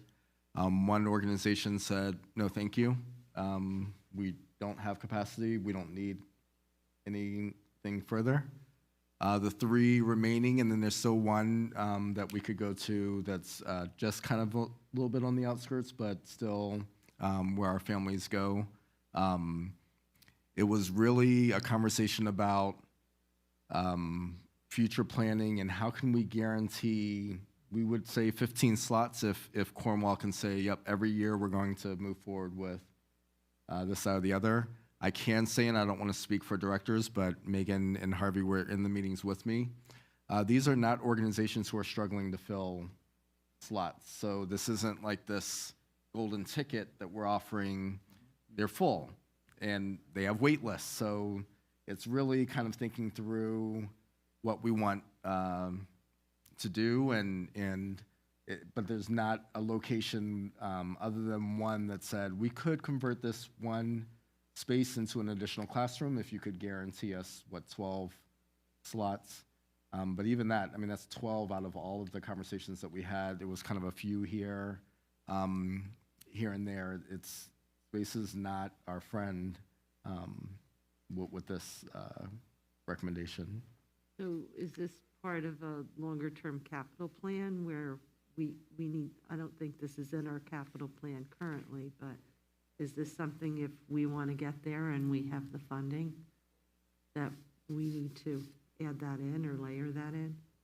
Not into this capital project, but. No, but the plan, I mean, yeah. the No, I know what project, you're. the project's already done, but I didn't see this in the five-year Oh, plan. right. So that's my question, because there's a lot of desire for this. Mhm. Yeah, my preference would be to add that into like a 5-year facilities plan. When this budget, when the capital project passes, that'll give us the traction necessary to move forward, but. And we'd also have to just remember we have to factor in staffing. So that's another budgetary piece that you have to plan for. Terry, have we looked at places that we could rent and then use them as our facilities and that we would then staff and so on? Yeah. That's a slippery slope, and I'll tell you why. All of our facilities, we get a CO every year from the state. We get examined and up and down. Most of the facilities out there do not meet the same standards that we have to. So, for instance, NEMA, they got a whole building, beautiful. Doesn't even come close to what we are required to have in place to do so. The other key piece is the 240K that you see up here is with existing staffing at these organizations, existing buildings, so this is really low. Once you bring it in-house, you talk about one teacher per 8 to 10 classrooms, that's 800K, correct, Harvey? 800, 880. Then you layer on teaching assistants and the like. I think it's required 2 per classroom. This is something we have to take really, really seriously. Again, highly valued, but we're talking about multiplying this 240K by, I'm not doing the math, that's Harvey's, but bringing it in-house, the staffing is the key component. We can handle the curriculum, the materials, and all those pieces. That's Megan's wheelhouse. It's really the building, the actual classrooms, and the actual staffing, and keeping that going in our budget years out. So, to stay on the UPK, so I just want to go through my sort of lightning round of questions here. So, do we expect that maybe the hesitancy right now is because it's so late in the game, for the same reason that parents have already made a decision? They're already looking at it, and they're full probably for next year, so their interest isn't very great. So is there a sense that if we had something established, that there would be a little bit more flexibility or a little bit more willingness on the part of these organizations to set, like if they knew in September, not almost March? Is there any sense we're going to get more flexibility and availability in coming years? I think we could. Harvey and I spoke with the state, and I think if we did it right, which would not be this year, again, we can do it this year. I just painted the scenario that is a nightmare scenario for me. You run the lottery, 30 people already have slots. There's no 30 other slots this year. Next year, should we move forward with it, we would run a lottery in the fall. We would guarantee those families the 60 slots. The organizations that we talk to, all they care about is getting the families where they want to go. So that is a much cleaner process. The 60 is the max. We don't have to use all 60. So let's say we run the lottery and there's 48 slots in Cornwall proper year 2. That's the reimbursement that we would receive from the state, and we would be on the hook as a district for those 48 covering the other part of that that tuition. Yeah. And so, assuming we're not going to get a single school that will give us 60 seats. So you run a lottery, and let's say you've got 20, 20, 20, you've got 3 providers. I'm assuming even within the 3 schools, it's random, right? There's no choice among the lottery winners where they go. And that seems like our best case scenario, right? Right. So the way that lotteries have run for me, and Megan has some background on this as well. One, we would have to set the criteria by which we partner with organizations. So we would have, what does your staffing look like? What does your philosophy look like? Location within Cornwall, I would have a concern going too far outside of Cornwall, because there's other districts. I'm not going to rob from other districts. So there's that piece. And then there's also a ranking that in DC, we did a ranking. So the Cardi family enters the lottery. They say our first choice is this, our second choice is this, our third choice is there. We run the lottery system based on filling their first choices and second choice and third choice based on which families win the lottery. And do we have a sense realistically how many seats would be open? Because it seems like the number, the 240, is based on 60 seats. And maybe quick question, Harvey. So the actual annual cost is about 1,000 to 4,000 higher per student. And I guess that's representing the range of tuitions at all these different places. That's correct. But you're splitting the difference because you're assuming that we're going to have to spread them across all of them. Is that right? That 240 That's what I mean. represents the high end. The high end. The high end. For the worst. Okay. Yeah. Yeah. All right. So, it just seems like I can see a scenario where we do it this year. If we say, look, realistically, we're only going to have 20 seats, right? You do it this year to kind of see how it works. So you have almost a lab year. This is clearly the first time I've seen any of these numbers, so I'm not saying this is definitely what we should do. But it just seems like if we had a real sense of how many seats we were really talking about, we could better evaluate what decision we're making. The question is, how do we get that information? Because it doesn't seem like the existing pre-Ks are that motivated to give us that kind of information. But I don't know if you have a sense of that. Yeah, and I could just talk on that. I don't think that they're not motivated. I think they already have, if they have a pre-K that's already tuition based and it's already filled, they can't create more space within their current environment. The concern we have, and we were really thoughtful in our planning of looking at the outskirts of like the Cornwall-Monroe border, one in New Windsor, one in Cornwall, so we can have like a nice fair triangle of where kids could go. Once those seats are done, those seats are done. So if you haven't already secured your spot in one of those where the pre-K knows that they already have that, they would partner with us, that's fine. But it's what about the 15 that aren't in that? And now we have an issue where those kids really need it. Their parents couldn't get them set up for private tuition. They're out of luck. So they were willing to work with us, but if they already are at their capacity, they don't have any more space for the kids. That's the bottom line, unfortunately. Brendan, it also doesn't make for good PR. This is not a win-win. This is a win and a loss. Someone's going to win and someone's going to lose. And the ones that lose, it just doesn't create, a warm and fuzzy feeling for them that the district is doing everything we can, when in fact we are. We just, you can't accommodate everybody. It just seems like at this point, it's just hard to even see how this would really move forward. Not on a financial side, I think we could try to figure that out. But if there are no available seats, are we going to have a lottery for? It seems like the Cornwall Central School District would go on a wait list, right? If we're going to places that are at full capacity. Yeah, it depends. The only spots that would be open in those facilities that would get the lotto would be our kids. But essentially, you're securing a spot that's already secured because those kids are already in there. So if they're at capacity and all of theirs plus a waiting list, you're basically just giving those families a check. Whereas the other kids who may have applied to the lotto, who are not in secure tuition-based programs, they lose. So that's where our struggle comes into play is, like you're saying, we need another facility right at this moment. And that may be multiple year planning. So, but we have to start somewhere. So this is the starting somewhere.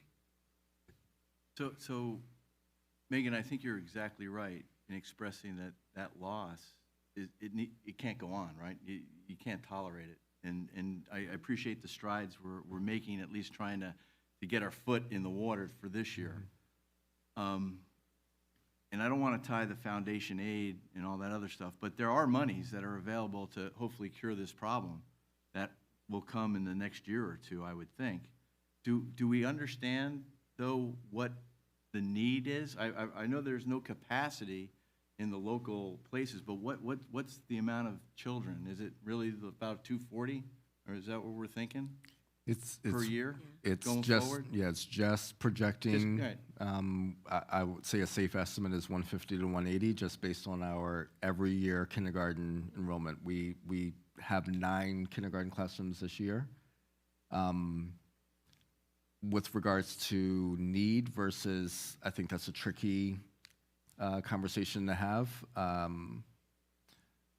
This UPK started in impoverished locations, just to be honest, because it's where I'm coming from. So the need in those locations might look different here versus there. But every family has need. I think it would be, I would predict that if we put out a letter saying, if you have a 4-year-old and do you want to participate in the lottery, I think we would have a very high demand, because I'm just crunching the numbers in my head. For my family, that would equal $5,500 that I'm not paying next year. So And that upper band is about 200, we think? upper band 200, right, Harvey? I mean, 10 is probably a high end for us on kindergarten classes. Yeah, I would think also, families that have already committed to programs within, I mean, we're not looking to take business away from our local, nursery schools and so on. Yeah. And people love them. So, you may have had multiple children already go through a local program and you want your child in that program for pre-K. Our model needs to be for either one, your first choice is to be within our schools for our pre-K, or 2, we need an overflow space. So I don't think it'd be 10 classes, to be honest, because I think many families would continue with the pre-K that they already set up for their child for the next year. But, I mean, I think a safe bet would probably be 5 to 7, Okay.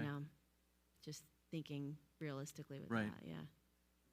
So as we move forward, the thought would be that we could deliver the actual UPK at a cheaper cost than the private industry that's out there, or more? I mean, because the third option, Megan, would be the notion of entering into some type of long-term strategic alliance with one or all of these institutions and let them grow organically by filling the district's need. Yeah, it would definitely be more of a cost if we did it in-house. Yeah.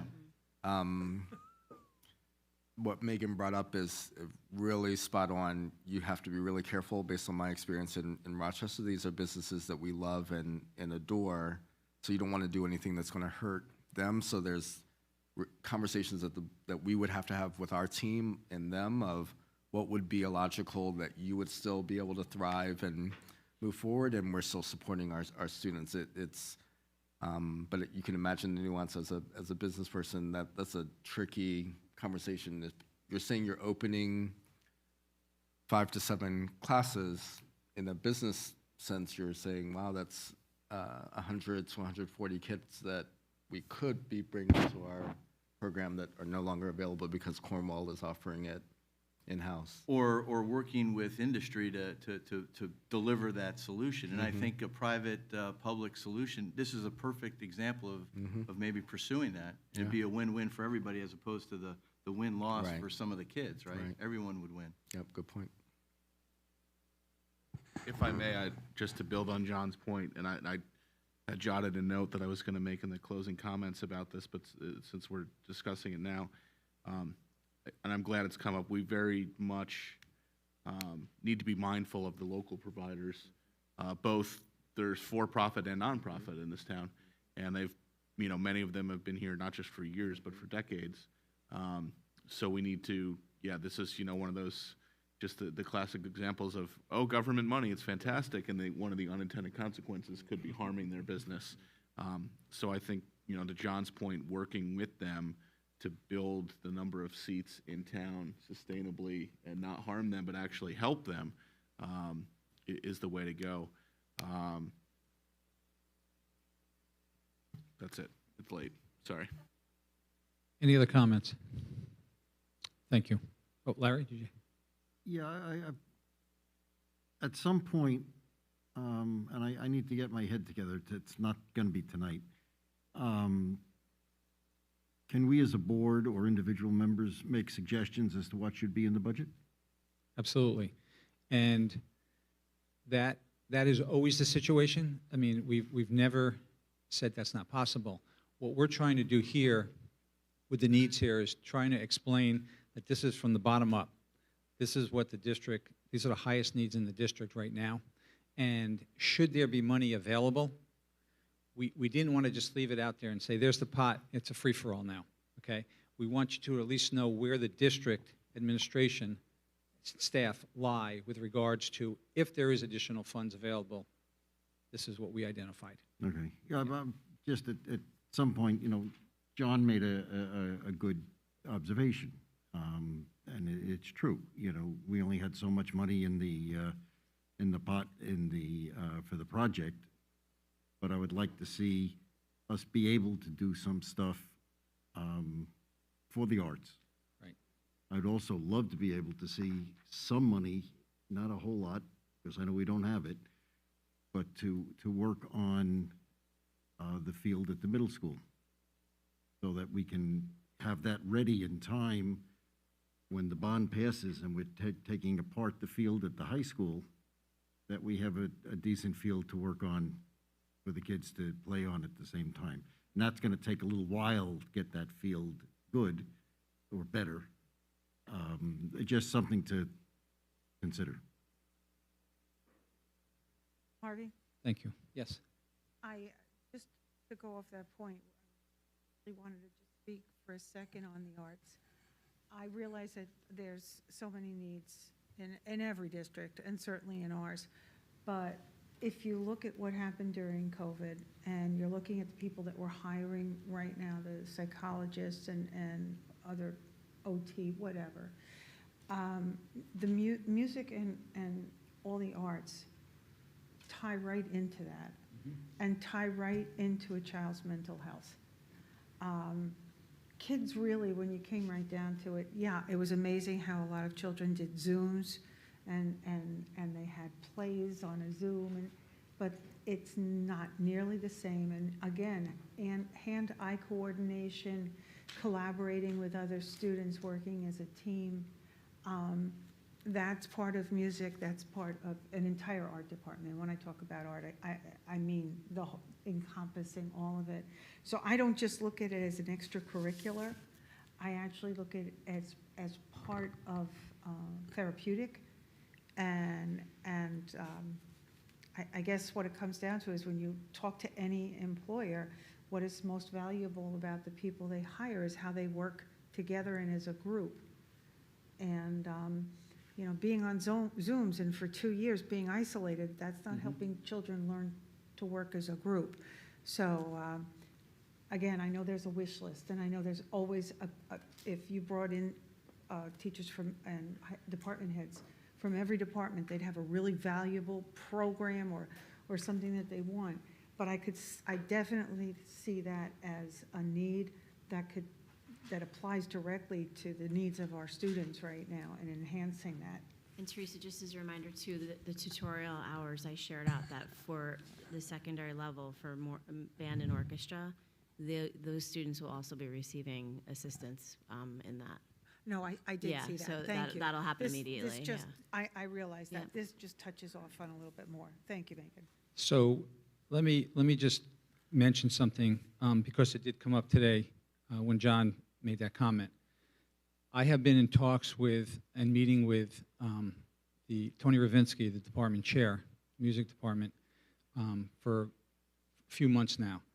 We've identified the fact that the level and quality of the instruments that we have in district are not what they should be.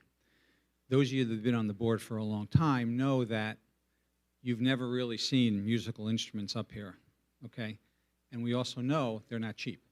So if the need really boiled up as the highest priority, it'd be up there.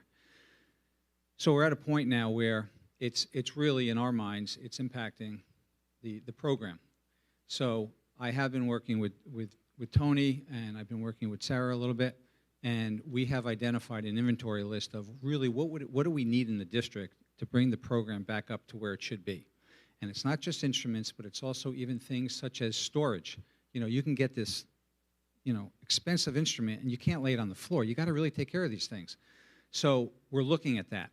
And the hope is that at the end of the year, depending on where we are, if we have extra, you know, a little extra money here, a little extra money there, that we will take care of those needs. That's why you don't see it up there. We always try to take care of what we can at the end of the year. If it doesn't impact the budget, if it doesn't impact a surplus that we may need to reduce the tax levy, things like that. So, you know, John just may not have fully known, you know, about this. We haven't really broadcast this, but it is such a great need that we need to do. So I'm confident that we'll be able to do this, and I think the music department's going to shine from it all. So.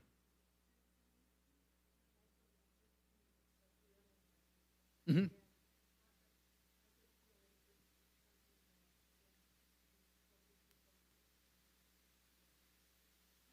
Right.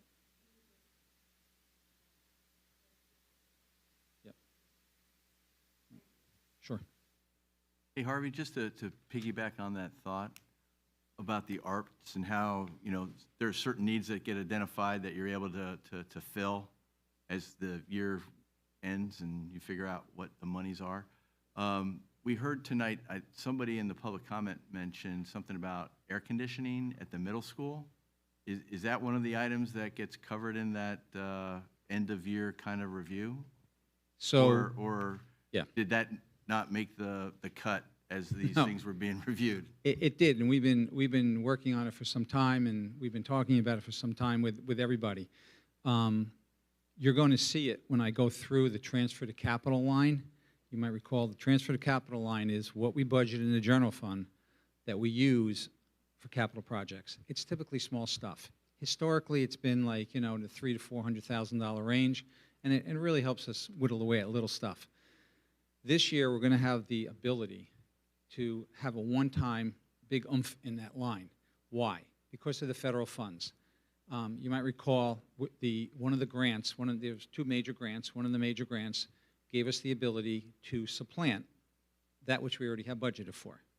So we're using some of that federal money to pay for that which was already budgeted for in this year. So what does that mean? That means at the end of the year, I'm going to have what I'll call an extra one-time surplus attributable to that. We're going to use that for this 1 year, and we're going to be doing the air conditioning at the middle school. There's 3 wings at the middle school that do not have air conditioning. The middle school, for whatever reason, it's a hot box, some of those wings. We're already working on it. The submittal for the plans are expected to go up the middle of March. It's about an 8 to 10 week review. We won't have the chance to put it in place for this May and June, obviously, but what we anticipate is having the installation on second shift during the fall, so that, you know, you're coming out of the winter and we're good to go. We're going to be cool. So it's all in the works. Yeah, yeah. Harvey, I don't have a specific question for you, but it dawned on me that, you know, we've mentioned a few facility items tonight. I'm looking at the facilities chair, and it seems like, you know, we should I don't know by convene, but it seems like we should get a list, start a list, and making sure some of these things are up there. For example, the 5-year. I'll start the list. The 5-year UPK or a 5-year plan with, you know, UPK potentially buildings or other, and you know, what you mentioned as well. So just sounds like. I have no problem with that at all. And right after this project passes, I'll sit down and work with you on I look forward to that. Because that day. depending on what happens in May, it depends on what that would look like. I'm not going to go through a lot of work now and see what happens in May. So it's going to pass. But I'll be happy to sit down and do that. I think it's a great idea. June. Thank you. Thank you, Harvey. We're up to our recognition of visitors. Anyone wishing to speak, we'd ask you to come up to the microphone. Please limit, if you can, your comments to 3 minutes. State your name. Thank you. I'm back. Thank you for speaking of the arts. That's awesome. Harvey, Tony's very happy about the list of items that you guys been talking about. I'm jealous that Sarah couldn't teach me how to play the bassoon because now 4th graders will hopefully have a bassoon one day. You taught me the oboe. A key thing that I don't know if the board knows is the drama club has funded upgrades to the auditorium. The club itself has spent tens of thousands of dollars, $10,000 on lights, and we've worked with PRG, a nice private company nearby, as an awesome partnership to do work at a super cheap cost for us. So it goes beyond just physical things of getting microphones. There's lots of things that we could do. So thank you for doing that. John, thanks for bringing up the executive assistant secretary positions. I think those positions are interesting to create because, as you stated, they weren't in the budget and there is a cost increase. I've been told that some things can't happen because they're not budgeted for. Poor Megan has been without a secretary all year. I don't know how she does it, but God bless Megan for dealing without having a secretary. And the problem is our secretaries are going to other districts that pay more. We have a 10-step cap in our clerical contract here in the district for secretaries. So I think we've heard the 10-step cap before when it comes to our nurses. So I'm going to ask the Board of Ed, when negotiating with our clerical unit, look at why clerical staff are leaving and going to Monroe. It's been a couple in this district this year that have left already and gone to Monroe Woodbury for that extra salary. And creating these positions and making them management confidential allows them to subvert that 10-step cap by having them out of the bargaining unit. So I'm not going to get into labor talks right now, but these positions are a little strange to just be created when they weren't budgeted for. That's all I've got for tonight. Thank you, guys. I got to go teach the kids tomorrow. Thank you, John.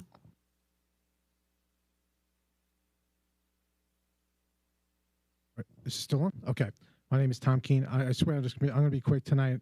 You guys worked really hard tonight, so I would say I appreciated everything. I'm sure everybody in the school district appreciates it. I just wanted to address the creation of a new reserve fund. I think it would go a long way to helping getting that passed if people had an idea what your future plan is and what they are going to be giving their money towards. A 5-year plan outline of what you're specifically going to spend the money down the road would go a long way in making sure that that gets passed, because that's important. So that basically right now you're asking people to pay for a car, but you're not going to tell them what color it's going to be or what model it's going to be. So it would be a lot easier if they had an idea what you're going to spend the money on. Thank you. Thank you, Tom. Anyone else? Okay, we're going to have closing comments from the board. Larry, we're going to start with you. Okay. Nina? I'd just like to thank everybody that gave us presentations this evening, and I'm going to say very little because of the hour. Thank you. Thank you, Jim. I got lots of notes, but it's really late. I will make a few comments. Masks, great day for Wednesday. I'll leave it at that. Megan, thank you for your presentation. I think we're doing a very good job there, and I just wanted to comment. I'm really happy that we're doing a data-driven approach where we're doing the assessments and then making sure that we're helping those that are in need. We talked about the UPK. To your comment about the 5-year plan and the future capital reserve, we did identify a lot of different projects within that budget committee, and I think we will certainly, as part of the process for the bond, be putting that forward of, here is what the remaining outstanding needs are. So that's a fantastic suggestion. Thank you for that. Along those lines, I just wanted to, and piggybacking on John's 3 A's, academics, arts, athletics, comment earlier, I think, starting next year, maybe we should work on 3 to 5 year plans in those areas similar way that we did for the facilities. And that's it. Thank you. That's a great idea. So I'd piggyback and support that notion. I think having a plan, they say, when you don't know where you're going, any road will do. I think having at least a plan will give us a direction and be like a vector, direction of magnitude, hopefully. So I want to say thank you to Harvey for the budget, Megan for that talk. That's such an important part of what this district's all about, and thank you for the leadership in getting that squared away. Terry, you put together this presentation with Dr. McNitty. Thank you for that. I think that goes a long way to getting us to the point where next time we're going to be able to figure out what our risk tolerance is as a community and hopefully make a difference in getting support for this new initiative on the capital side. Congrats to all the great kids that are out there doing great things every day, especially the vocalists and the instrumentalists that received all county, all state, all world accolades. That's fantastic. Our National Merit Scholars, finalists. Cornwall's special, and every meeting we get examples of that from a variety of different places. And hey, I think we're halfway through the year, so let's keep it up, right? All right, thanks. My big thing is, in hearing everybody speaking tonight, it's a circle, right? We have all these people who apply for jobs in Cornwall that are not doing that in other districts. Those great teachers and those great staff turn out great students and help students really achieve, and that turns around. So it's a continuous circle. And thank you to everybody who is a part of that. It's 10:30. Do you know where your children are? That's all I got to say. Yeah, thank you, Harvey, Megan. Great presentations to Dr. McNitt, wherever he is right now. Tom, that was a great suggestion. I think that's actually a timely suggestion too, because it's something that we've been thinking about, like, is putting another capital reserve fund in front of the voters going to be literally too many line items, but your point is very well taken. If our stated plan is to plan for these things, we got to put some money in that jar. We've got to show them that, no, we actually are planning for it. So I think that's a point well made and well taken. One thing that came out of the Dr. McNitt's presentation that I would just recommend to everybody, obviously, as we know, hey, he's not a toxicologist. Thank you, Harvey. I thought he checked a ton of boxes as far as the kind of person we would want to talk to about turf fields. I mean, he is an expert in turf fields. He was honest about the toxicology, but he did point us to very good resources of studies on the website. So I know I'm going to be doing it, going through those studies. I would just suggest everybody else do that between now and next week, and I think we'll have covered all of our bases there and be ready to make a very informed decision. Finally, about the arts, John, thank you. I was going to use my public comment to talk about the arts, but it's 10:30, and everybody who would care is probably asleep. But I can't speak highly enough about the importance that these programs are for our kids, as many of you probably know, because I've whined about it, and the hours that I've put into the drama club here. We put on our show. John was the director of it. It was. That's right. I did not get. Yeah, they didn't call me out at all. Notably, I was redacted, I think, from the report. But the impact that these programs have on these kids really is special. I mean, it's something that anytime a kid gets in front of an audience for whatever it is, they put all this work in. They always end up doing more than they thought they could possibly do. And I think that we can't underestimate the power of that. That's something that those kids will be able to look back on years from now and say, if I could do that, if I could work hard at that, if I can get in front of people, get on a stage, do something that I never thought I could do, then I can do whatever is in front of me now. So I think that we should, over the course of the next 3-5 years, if we can make that a long-term plan while doing as much as we can short-term, that the benefit of that will be felt, I think, for every kid and for years to come. So. Put on. Thank everyone for tonight's performances. Yes, exactly. No, thank you, everyone. Megan, Harvey, Terry, getting through all this tonight. I really appreciate it. I think when it comes down to it with the turf field, quite frankly, I have my own feelings about it, which is not necessarily great.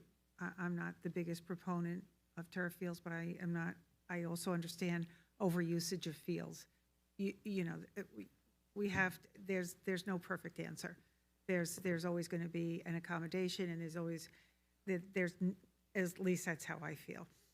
And the only other thing I want to say is, as we have the privilege to sit here and debate about turf versus grass, honestly, I just know that when I go home tonight and I turn on the news, I realize how fortunate we are to be able to sit here and discuss preschool and turf and the arts, because I have a close affinity to the Baltics and to Romania, and I've been there, and they're very good people.